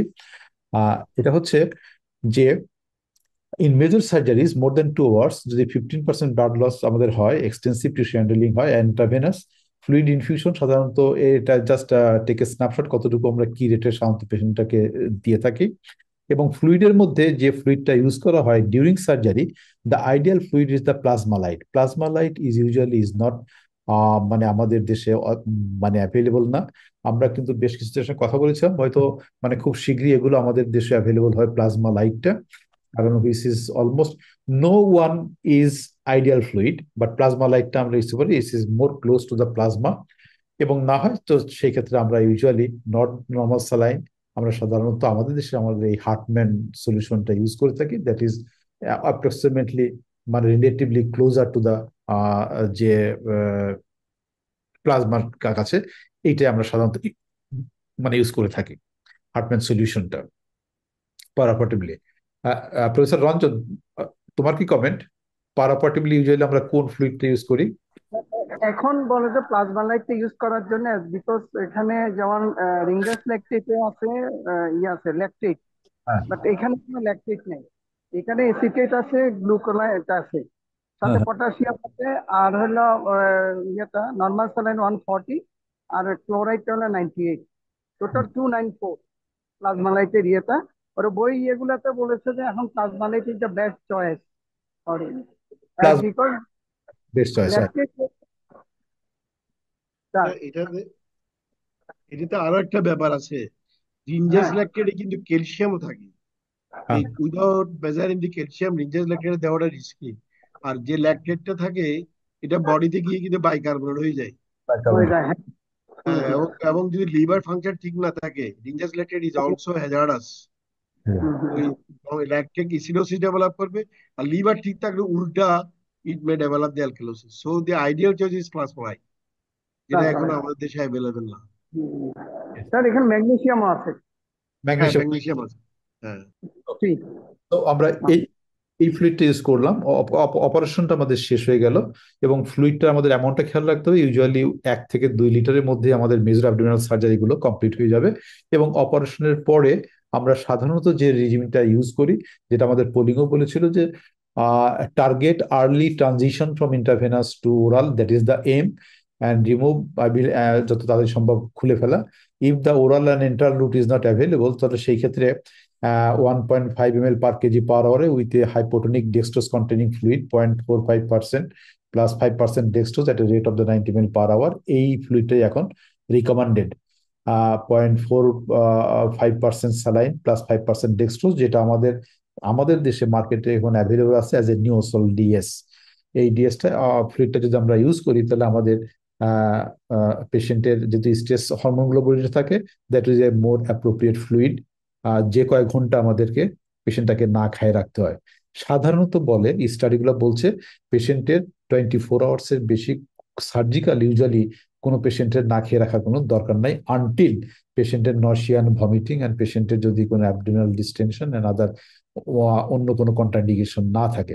Usually most of the cases you can start orally. যেমন একটা পেশেন্টের ক্ষেত্রে আমরা যদি একটু দেখাই, যেমন সে এইটা patient this had a just conversation hemicolectomy 6 hours after surgery। এই ধরনের একটা কনভারসেশন করতে পারে, তার থাকে, তার জেনারেল কনভারসেশন এরকম থাকে, গিভ মানে oral fluid even 6 hours after surgery, no contraindication. ERAS কিন্তু সেটাই বলছে। তাহলে আমাদের প্রত্যেকটা পেশেন্টের আমরা কিন্তু চিন্তা করতে পারি, আমরা কি we are over treating the patient with this intravenous fluid, যে ফ্লুইডটা আসলে পেশেন্টের কোনো দরকার নেই। তাহলে আমরা যদি এটাকে সামারাইজ করলে, যেটা কেস সামারি নিয়ে চিন্তা করছিলাম, যে mister X is plan for right hemicolectomy that is expected to last for 2 hours and not much anticipated blood loss under general anesthesia. He should have a clear liquid until 2 hours before induction of the anesthesia. আমাদের যদি পরীক্ষাতে এরকম কোনো discussion করতে হয় বা একটা আইওইতে আসে, তাহলে আমাদের কিন্তু এই ধরনের জিনিসগুলো আসবে, যে একটা পেশেন্টের কি কি হতে পারে। During surgery he may be maintained as 600 to 700 ml per hour a balanced isotonic solution, যেটা আমরা হার্টম্যান সলিউশন বলি, কখন নিওসল ডিএস বা প্লাজমালাইট is the ideal solutions to choose, and 100 to 250 ml of boluses of the balanced crystallite solution should be administered at an interval, এটাকে to optimization and maintain the systolic blood pressure. Postoperatively she should be started the oral fluid as soon as the effect of the general anesthesia goes off. Until that time, he may maintain a moderately hypotonic dextrose containing solution, like a 0.45% saline with the 5% dextrose at a rate of 90 ml per hour. Optimize the volume first before adding the vasopressor to maintain the blood pressure. That is important, which is not true in case of the sepsis. That is a different regime. Use of the blood and blood products to correct the early blood loss and target an early transition from intravenous fluid to oral feeding. This must about this summary of this management of this patient. তো আর প্রেসক্রিপশনের ক্ষেত্রে আমি উপরের ছবিটা দেখাচ্ছি না, শুধু নিচের কথাগুলো আমি এভাবে লিখতে যাচ্ছি, যে একটা প্রেসক্রিপশন কিন্তু আমাদের এভাবে, ফ্লুইড টাইপটা কি হবে, একটা ভলিউমটা কতটুকু দিব, অ্যাডিটিভ আমাদের কোনো কিছু অ্যাড করতে হবে কিনা লাইক এ পটাশিয়াম, ইনফিউশন রেটটা কি হবে, duration would be written for 24 hours আমাদেরকে লিখতে হবে, এবং রিঅ্যাসেসমেন্ট করতে হবে পেশেন্টটাকে এইগুলোকে, এবং এই রিঅ্যাসেসমেন্টের উপর ভিত্তি করে আমাদেরকে পেশেন্টটাকে ফার্দার ফ্লুইডটা কমাতে হবে বা বাড়াতে হবে। So prescription of A fluid like this, যদি এখানে বলা হয়, পরীক্ষা তো থাকে যে কিভাবে লিখবে, এই ফরম্যাটটা কিন্তু রিকমেন্ডেড। এই ফরম্যাটে আমাদের একটা পোস্ট অপারেটিভ রিজিম লিখতে হবে। ইটস ইম্পর্টেন্ট বিকজ হচ্ছে এই কারণে যে stop fluid when they are no longer needed as the patient can have oral fluids. And lastly, আমি যে কথাটা বলতে যাচ্ছি, যে all things are poison and nothing is without poison, so only does makes these things is no poison. এটা is an important quote. So the IV fluid prescriptions is for the right patient. Choose the right fluid right indications, right dose, right rate of infusion, and the right duration, which is very, very sir important for us. And finally, sir আমি যতগুলো reference দিয়েছি এই দুইটা বই থেকে reference দিয়েছি এবং কিছু জার্নাল থেকে দিয়েছি। সো এই বইগুলো কিন্তু মার্কেটে available, particularly this handbook of the intravenous fluids স্প্রিঞ্জারের 2022-তে এটা পাবলিশড হয়েছে। It's a very good book. I think এটা ছোট্ট বই, এটা তোমরা মানে কিনে নিতে পারো। সো আই থিঙ্ক সেখানে you will get a lot of information এবং বিভিন্ন সার্জিক্যাল সিনারিও গুলো দেওয়া আছে, লট অফ আইডিয়া মানে সেখান থেকে পাবে। স্যার আমার প্রথম দিকে বললেন স্যার যে আমরা শুধু ডিএ দিব, কিন্তু পরে শেষে আবার প্রেসক্রাইব করলেন sir half strength normal saline with DA. না, হাফ নর্মাল সাথে দিয়ে দেনি তো, আমি তো বললাম যে ও তখন বলেছিলাম যে নর্মাল সেন্টটা বাদ। জি স্যার। তখন এসে আমাদের ফাইনালি যেটা রিকমেন্ডেশন যেটা হলো, হ্যাঁ, যে এই যে আমাদের যে ফ্লুইডটা এখন অ্যাভেলেবল, দ্যাট ইজ দ্য মানে হাফ স্টেন যেটা 4.45% সেলেনের সঙ্গে 5% ডেক্সোজ অ্যাড করা আছে একই ফ্লুইডের মধ্যে, you will give that a 2500 ml। এর সঙ্গে পটাশিয়ামটা তোমাকে অ্যাড করতে হবে ডিপেন্ডিং অন দ্য ইয়ে। নট এ 5% ডেক্সোজ অ্যাকুয়া আমরা সেপারেটলি এখানে ইউজ করছি না। জি স্যার। Clear too? এবং স্যার প্র্যাকটিক্যাল পটাশিয়াম কি আমি মানে প্রথম দিনেই স্টার্ট করব কোনটা? পটাশিয়াম? এটা ইটস ভ্যারি করে মানে প্র্যাকটিসে ডিফারেন্ট ইনস্টিটিউশনে, কেউ ডে 1 থেকে শুরু করে, কেউ ডে 3 থেকে ইউজ করে, কিন্তু যেটা আমরা প্রথম থেকে বললাম যেটা আমাদের usually most of the patient within 24 hours এর মধ্যে you can start orally. Just you will see the patient in the ward আগামীকাল থেকে যার যার ওয়ার্ডে গিয়ে, যে তখন নিজেকে চিন্তা করবে যে আমাদের এই পেশেন্টের ফার্দার ফ্লুইড কোনো দরকার আছে কিনা। দেখবে যে মোস্ট অফ দ্য পেশেন্টের আর কোনো ফ্লুইডের দরকার নেই। হ্যাঁ, এগুলো আমরা যেগুলো আমাদের লাইফে প্র্যাকটিস করেছি, যে একটা অপারেশন করার পরে 4 থেকে 5 দিন না খেয়ে রাখতাম, সেগুলো পেশেন্টের ক্ষেত্রে এই কথাগুলো তখন বেশি প্রযোজ্য ছিল। But this is not applicable nowadays in the days of ERAS. Sir একটা কোশ্চেন ছিল স্যার, আপার জি সার্জারির ক্ষেত্রেও কি আমরা 24 আওয়ার্স এর মধ্যে শুরু করবো স্যার, যেমন গ্যাস্ট্রোজেজনস্টমি বা গ্যাস্ট্রিকটমির মধ্যে? No contraindications, no contraindication. একটা পেশেন্টের যদি ভমিটিং না থাকে, একটা পেশেন্ট, যেমন আমি একটা পেশেন্টকে কিন্তু একটা ছবি দেখালাম যে 6 আওয়ার্স আফটার হেমিকোলেক্টমি পেশেন্ট তোমার সঙ্গে holding conversation, is awake, patient is not nauseating, পেশেন্টের কোনো ভমিটিং নেই, হ্যাঁ, তাহলে ডেফিনেটলি তুমি safely you can start. Lower GIT ছিল স্যার, আপার জিআইটির ক্ষেত্রেও তাই? একই একই। স্যার ওই এখন স্যার আমি একটু অ্যাড করতে চাচ্ছিলাম স্যার, ওই ইরাসে যেটা বলছে কতটুকু ফ্লুইড দেবো স্যার আর কি, মেইনটেনেন্স ফ্লুইড কতটুকু দিব স্যার, ওরা বলছে 25 থেকে 30 ml per KG per day. যেটা ওরা যে ব্যালেন্স ক্রিস্টালয়েডের কথা বলছে, ওখানে যেতে আমাদের সোডিয়াম দিতে বলছে 70 to 100 মিলিমোল পার ডে, আর পটাশিয়াম হলো 1 millimole per KG per day. This is a balance crystalloid solution, এটা ইরাস বলছে আর কি। হ্যাঁ, অ্যাকচুয়ালি হচ্ছে কি, এই ব্যালেন্স ক্রিস্টালয়েড ব্যাপারটা বলতে আসলে কোনো ফ্লুইডই কিন্তু ব্যালেন্স নয়। হ্যাঁ, এখন যেটা অ্যাভেলেবল থাকে আমাদের মধ্যে এই ফ্লুইড, যেমন আমি যে বইয়ের রেফারেন্সটা দিলাম তোমাদেরকে, ওই এটা handbook of the intravenous fluid যেটা, হ্যাঁ, এই বইয়ের রেফারেন্সটা হচ্ছে আমি তোমাদেরকে এই পোস্ট অপারেটিভ রিজিমটা আমি দেখলাম, এবং এই বইয়ের সঙ্গে দেখলাম যে আমাদের দেশে যে ফ্লুইডটা অ্যাভেলেবল দ্যাট ইজ দিস মানে 0.5% ইয়ে নর্মাল স্যালাইন উইথ ইয়ে কি বলে 5% ডেক্সট্রোজ 0.4, এটা this is compatible only with the Neosol DS. তোমরা একটু দেখো, এটা একটু মানে মিলিয়ে দেখো। ওকে স্যার একটা কোশ্চেন ছিল স্যার। স্যার আমি একটু এটা শেষ করিনি, এটা একটু আমি একটু শেষ করিনি স্যার। যেটা 0.45%, দ্যাট মিনস হলো 154 কে ভাগ করলে 72 আসে, তার মানে ওই ফ্লুইডটা কারেসপন্ড করে আর কি। আপনি আপনি যেটা স্যার যেটা রিকমেন্ড করলেন 0.45%, যেহেতু 72 ml, ওরা যেটা বলছে 70 to 100 ml রাখতে বলছে। এর সাথে যদি আমরা potassium 1 millimole per KG per hour, অর্থাৎ 2 অ্যাম্পুল 1.5 গ্রাম যদি পটাশিয়াম এর সাথে সাপ্লিমেন্টেশন দিতে পারি, তাহলে ব্যালেন্স হয়ে যায় আর কি, এটাই বলতেছি স্যার। Okay, thank you. আমার মনে হয় যে আমরা একটু প্রদীপ পরে তারপরে ফার্দার একটু কোশ্চেন আনসারটা করবো। হ্যাঁ প্রদীপ। একটু ব্রিফ। আচ্ছা, আমি হ্যাঁ, প্রেজেন্টেশনটা দিতে যাচ্ছি না, সব বলা হয়েছে এখানে। আসো। মানে আর বলতে গেলে ওরা টায়ার্ড হয়ে যায়, আমি নিজেই টায়ার্ড হয়ে গেছি। আমি আচ্ছা, ঠিক আছে। আমি এখানে শুধু দুই তিনটা কথা একটু জাস্ট বলতে আমি যাচ্ছি। একটা হলো আমি তোমাকে আহ, মানে যে কোশ্চেন গুলো আমাদের মাথায় ফ্রিকুয়েন্টলি আসে, যা আমরা যে প্রবলেমগুলো ফেস করি, আমি একটু প্রবলেমটা বলি, তুমি একটু মানে সেটা একটু বলে দাও। এটা হচ্ছে দেখা যায় যে অনেক ফ্রিকুয়েন্টলি যেটা হয় যে পেশেন্টের অপারেশনের পরে তার স্ট্রেস রেসপন্সের কারণে বা কারেকশন না হওয়ার কারণে পেশেন্ট ডেভেলপিং অলিগুরিয়া, পেশেন্টের দেখা যায় ইউরিন কালারটা হাই থাকে। তাহলে সেই ক্ষেত্রে আমাদের কি প্র্যাকটিস, এনি স্টুডেন্ট আমরা কি করি তখন? একটা হাই কালার ইউরিন, একটু ইউরিন আউটপুট আমরা কম দেখছি, আমরা কি করি? হোয়াট ইজ আওয়ার মানে রুটিন প্র্যাকটিস? রুটিন স্যার আমরা প্র্যাকটিস ফ্লুইড স্যার দিয়ে দিই। আমরা স্যার ফ্লুইড বাড়াই দিই স্যার। ফ্লুইডটা বাড়িয়ে দিই, তারপর আর কি এটাই। কি ফ্লুইড দিই? হার্টমান স্যালাইন দিই স্যার, হার্টমান স্যালাইন। হার্টম্যান স্যালাইন অথবা নর্মাল স্যালাইন, এই তো? জি স্যার, হার্টমানই দেওয়া হয় স্যার। হার্টম্যান দেওয়া হচ্ছে। হ্যাঁ প্রদীপ, সেই ক্ষেত্রে আমাদের করণীয়টা কি আসলে? মানে এই ক্ষেত্রে মানে এটাই এটাই আমি বলতেছিলাম যে আর কি আসলে ওই অলিগুরিয়া যখন ডেভেলপ করে, এটা বলা হয়ে গেছে কিন্তু বলে ফেলছি যে অলিগুরিয়া ডেভেলপ করে, what is the cause of the oliguria, এটা তো আমার প্রথম জানতে হবে। এটা কি আমার প্রি রেনাল কজে হচ্ছে, না রেনাল কজে হচ্ছে, না পোস্ট রেনাল কজে হচ্ছে? আমাদের এটা চিন্তা করা দরকার।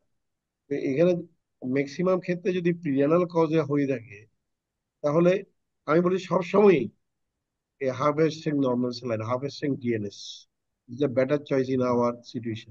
আর কোনো কিছু নাই যে প্লাজমোলাইট, রিঞ্জাস এগুলো চিন্তা না করে আমরা মেনটেনেন্স ফ্লুইড হিসেবে সবসময় হার্ভেস্টিং ডিএনএস এটাই দেবো। হ্যাঁ, নর্মাল স্যালাইন দেবো না। আর এইসব যদি রেনাল ফেলিউর ডেভেলপ করে এমনি অ্যাসিডোসিস থাকে, there will be exaggeration of the acidosis, এটা হওয়ার সম্ভাবনা থাকে।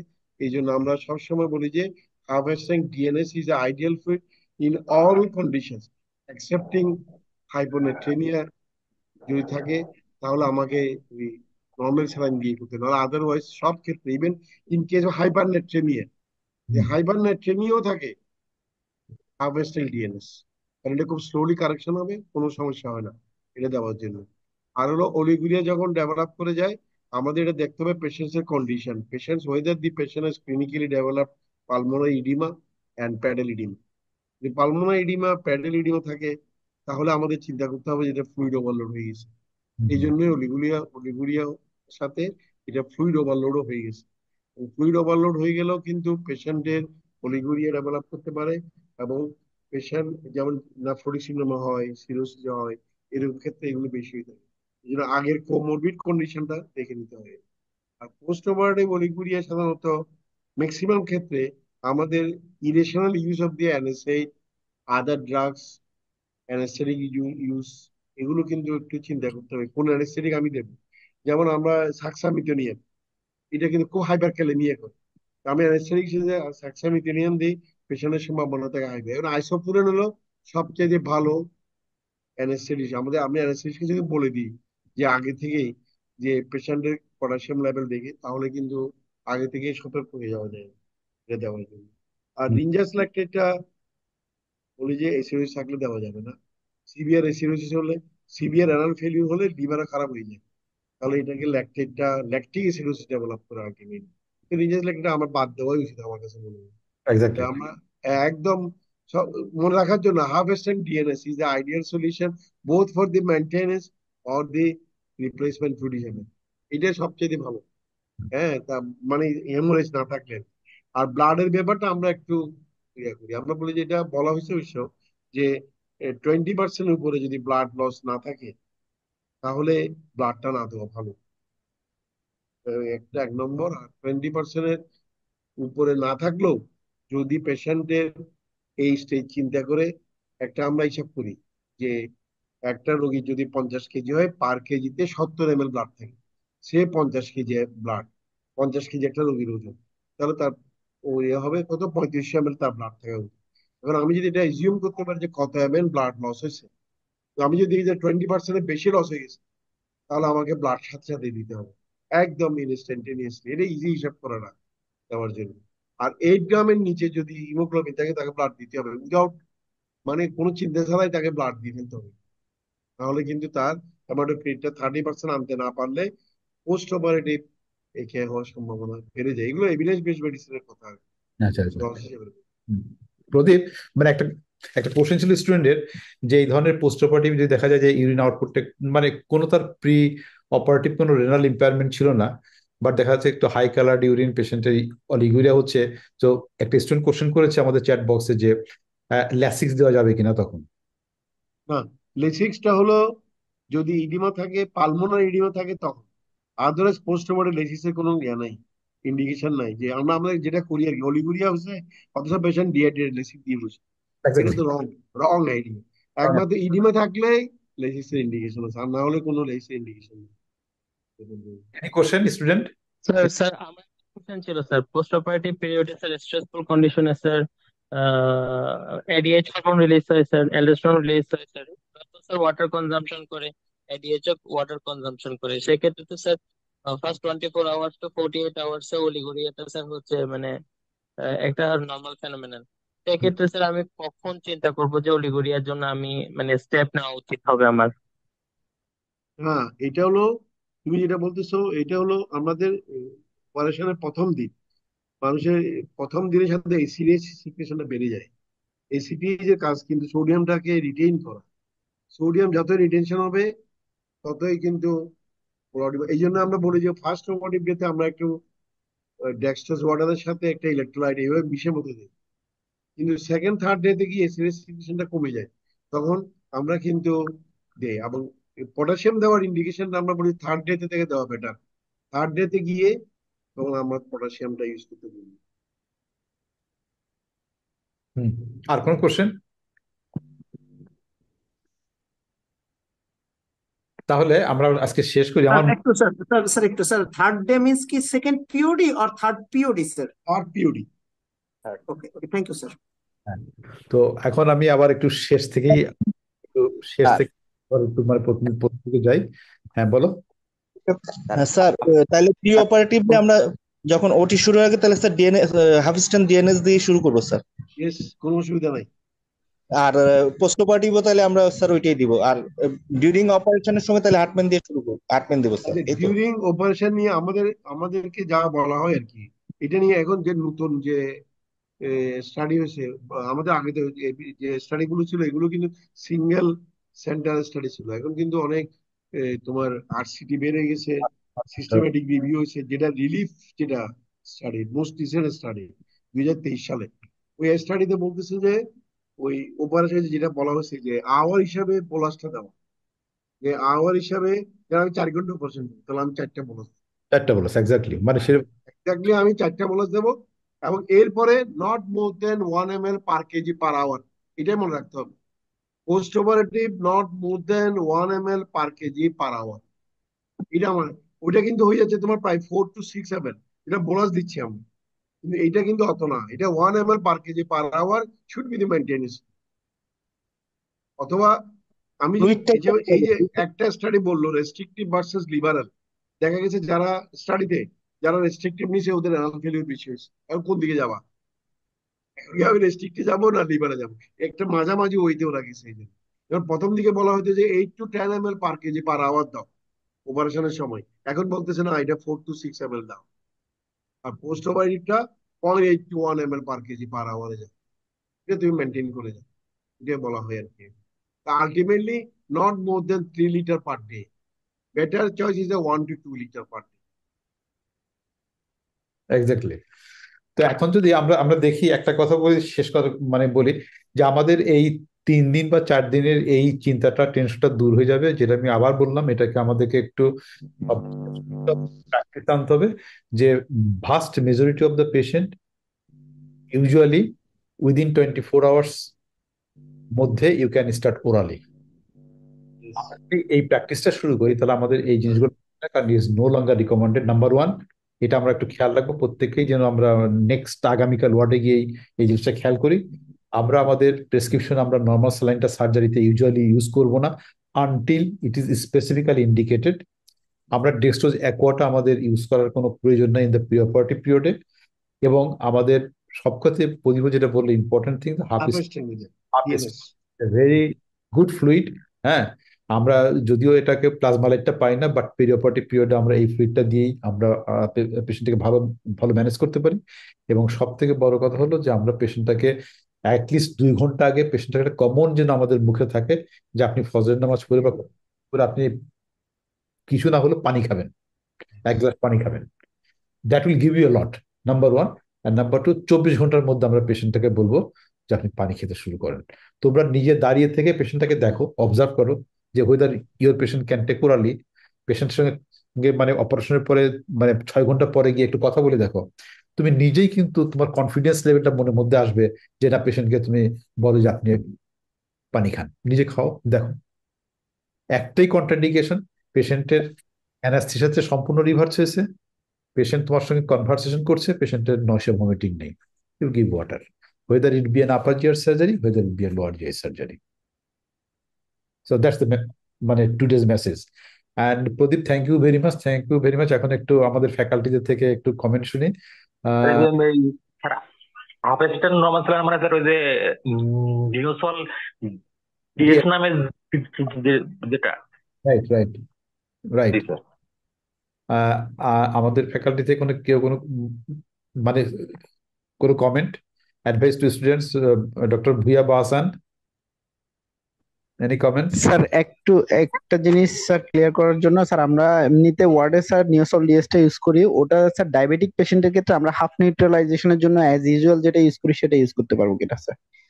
যে একটা পিট যেটা আমরা দিই নিওসল ডিএস এর সাথে আমরা একটা পিটটা ইউজ করতে পারবো কিনা স্যার? পারবে পারবে হ্যাঁ হ্যাঁ পারবে। হ্যাঁ হ্যাঁ পারবে। জি sir, thank you sir. Any comment Asan? জি স্যার। স্যার এই অ্যাকচুয়ালি ফ্লুইড ইলেকট্রোলাইট ব্যালেন্সের এই চ্যাপ্টারটা একটু আমাদের জন্য লার্নিং। আসলে কনভেনশনাল প্র্যাকটিস যেটা করা হচ্ছে ওইখান থেকে অনেকগুলো চেঞ্জ এখন চলে আসছে, এবং আমরা ওয়ার্ডে রাউন্ডের সময়ও খেয়াল করি যে আমাদের স্টুডেন্টরাও মানে একটু কনফিউজ থাকে যদি আমরা এই নতুন ধরনের যে আপডেট গুলো আছে ওগুলো সম্পর্কে বলার পরে। তো এগুলো আসলে যেটা এভিডেন্স বেসড কথাবার্তা, স্টুডেন্টদের জন্য অ্যাডভাইস হচ্ছে এখানে যা বলা হয়েছে সবই এভিডেন্স বেসড। তো এটাকে মানতে হবে, চেঞ্জটাকে মেনে নিতে হবে। ওভাবেই আমাদের প্র্যাকটিসটা করলে it will give better outcome to the sir patient definitely. তো স্যার আমরা চেষ্টা করবো সবাই এগুলো মেনে নেওয়ার। ঠিক আছে, থ্যাংক ইউ। স্যার যদি 24 আওয়ার্স আমরা হিসাব করি এবং সেটা যদি 2 লিটার দিয়ে আর 500 নর্মাল স্যালাইন দিই, তাহলে তো স্যার পুরাপুরি ওই নিউসল ডিএস যেটা হয় একই ফ্লুইডই তো হয় স্যার। না, আমরা যে নর্মাল স্যালাইনের ক্ষেত্রে ইমিডিয়েট যে কনসেন্ট্রেশন যে ক্লোরাইড কন্টেন্টটা বেশি হচ্ছে এবং তার যে টক্সিক ইফেক্টটা পাচ্ছে ইমিডিয়েটলি, সেই জন্য তো আমরা ওটাকে ডিসকাস করি, নর্মাল স্যালাইন আমরা ইউজ করবো না। স্যার আলটিমেটলি যদি আমি 8 লিটার ফ্লুইড দিই তাহলে ওই 75 মিলিমোল নর্মাল সোডিয়াম যাচ্ছে, 75 ml ক্লোরাইড যাচ্ছে স্যার। না, তুমি যদি ইমিডিয়েটলি নর্মাল স্যালাইনটা ইনজেক্ট করো তাহলে তোমার ইমিডিয়েটলি যদি সঙ্গে সঙ্গে একটা বডির একটা ইলেকট্রোলাইট লেভেল করো, তাহলে তোমার ক্লোরাইড কনসেন্ট্রেশনটা কি পাবে? তখন বেশি পাওয়া যাবে স্যার। বেশি পাওয়া যাবে না, that will damage that will leads to a তোমার মানে অ্যাসিডোসিস, তার পিএইচটাও কম, অনেক কম, মানে ফার্দার অ্যাসিডোসিস হবে, রেনাল টিউবুলার। একমাত্র সার্জিক্যাল পেশেন্ট যাদের ডায়রিয়া হয় হ্যাঁ এরাই শুধু নর্মাল স্যালাইনটা এদের জন্য ভালো। হ্যাঁ হ্যাঁ এটাই। যাদের ডায়রিয়া হয় ওদের হাইপার ক্লোরেমিক মেটাবলিক এসিডোসিস হয়ে যেতে হবে, তখন ওদের জন্য হয়তো ক্লোরাইডটা দিয়ে কিছুটা লাভ হয়, নাহলে অন্য কোনো ক্ষেত্রে লাভ নাই। ওকে, শহীদ, এনি কমেন্ট? আমি স্টুডেন্টদের জন্য বলবো যে যে এই কনভেনশনাল যে ট্রেনিং পিরিয়ডে তারা যে ফ্লুইড গুলো ইউজ করছে এটা থেকে অবশ্যই তাদের শিফটিং করতে হবে, এবং ইরাস প্রোটোকল এবং এই যে নতুন নিওসল ডিএস যেটা আমরা ইউজ করে যে ইফেক্ট গুলো আমরা পাচ্ছি এটা তাদেরকে হাতে কলমে এটা থেকে সাহস করে এগিয়ে যেতে হবে। এবং এটাতে তারা দেখবে যে কেস ওয়াইজ রিকভারি এবং আউটকাম অনেক অনেক বেশি বেটার হবে। সেটা অ্যাপেন্ডিসেক্টমি বা একটা পারফোরেশন বা অবস্ট্রাকশন প্রত্যেকটার ক্ষেত্রেই আলাদা আলাদা ভাবে প্ল্যানিং করতে হবে, এবং সেই অনুযায়ী ফ্লুইড লস এবং সবকিছু হিসাব করে দিলে আউটকাম অবশ্যই বেটার হবে। আলটিমেট সবশেষে গোল থাকবে যে আমার পেশেন্টটা ভালো হওয়া। তো আমার যদি পেশেন্টটা ভালো হয় তাহলে সব দিক দিয়ে সবারই উপকার হবে বলে আমি মনে করি। তো ওদের ক্ষেত্রে ওই ইন্ট্রাভেনাস স্প্রিঞ্জারের যে বই দেখিয়েছেন স্যার, এবং এটা এটা থেকে কারেন্ট ফ্লুইড গাইডলাইনটা ফলো করে নিয়ে আগের যে ট্রেনিং এ যেইভাবে ফ্লুইড থেরাপি দিয়েছিল সেটা টোটাল শিফটিং করে আমার মনে হয় যে আগালে সবচেয়ে সবচেয়ে বেশি বেটার হবে। রঞ্জন কুমার নাথ, প্রফেসর রঞ্জন, কাজল আছো না? এক্সিট। ও- হ্যাঁ ওই আমার যেটা হলো প্রদীপ স্যারের সাথে, স্যার যেটা মানে হাফ স্ট্রিং বলতেছেন উইথ ডি আর কি, ওইটা কিন্তু হাইপারটোনিক হয়ে যায় 600 কত। আর ওইটা কি 1/4 স্ট্রেংথ এটাই হবে স্যারের সাথে ওটা নাকি 1/4 স্ট্রেংথ হলে ওটা 330, মানে আইসোটোনিক হয়, টনিসিটি ঠিক থাকে। প্রদীপ,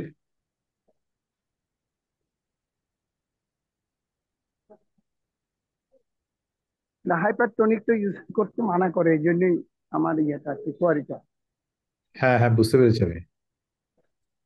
স্যার আউট ইয়ে হয়ে গেছে, অফ হয়ে গেছে। আচ্ছা ঠিক আছে, ওকে। স্যারের সাথে আমি আলাপ করে ঠিক করে নেবো। আর আর রঞ্জন, এনি কমেন্ট অ্যাবাউট আর মানে advice to students being an anaesthetist? কারণ তোমার কমেন্ট গুলো ইজ ভেরি ইম্পর্টেন্ট, কারণ তুমি কমেন্ট করলে ওরা মানে ইয়ে পাবে, সাহস পাবে বেশি। আমার ইয়েটা হলো স্যার, আমরা যে প্রটোকল এখন ইরাস প্রটোকল বলে আমাদের যে ইয়েগুলা, সে পুরানো ইয়ে থেকে আমাদের বের হয়ে আসতে হবে। হ্যাঁ আসলে আমাদের একদম একদম গাইডলাইনেই চলে আসছে যে ফাস্টিং ইয়ে বেশিক্ষণ রাখা যাবে না। এইটাতে প্রথম ইয়ে করতে হবে, ক্লিয়ার ফ্লুইড 2 আওয়ার্স আগে ক্লিয়ার ফ্লুইড সবাই নিবে, ফ্লুইড ডিফিসিটটা যাতে না থাকে। আর পোস্ট অপারেটিভ পারাপারেটিভ আজ ডিটেলস আলাপ হয়েছে। শুধু এই ওই যে আপনি ওই প্রিলোড কোলোড একটা ইয়ে ছিল, এটা অন্য একটা সেশনে যদি আলাপ হয় হ্যাঁ তখন হ্যাঁ। আমি এটা একটু কিছু বলবো। আজকে আমাদের অনেক দেরি হয়ে গেছে। হ্যাঁ ঠিক আছে, থ্যাংক ঠিক ইউ। আছে। হ্যাঁ হ্যাঁ। প্রদীপ আছে, প্রদীপ, প্রদীপ দত্ত, মার্গুস স্যার মনে এক্সিট করেছেন। ওকে, আমার মনে হয় যে সবাই ভালো থাকো, আজকে আমরা শেষ করি।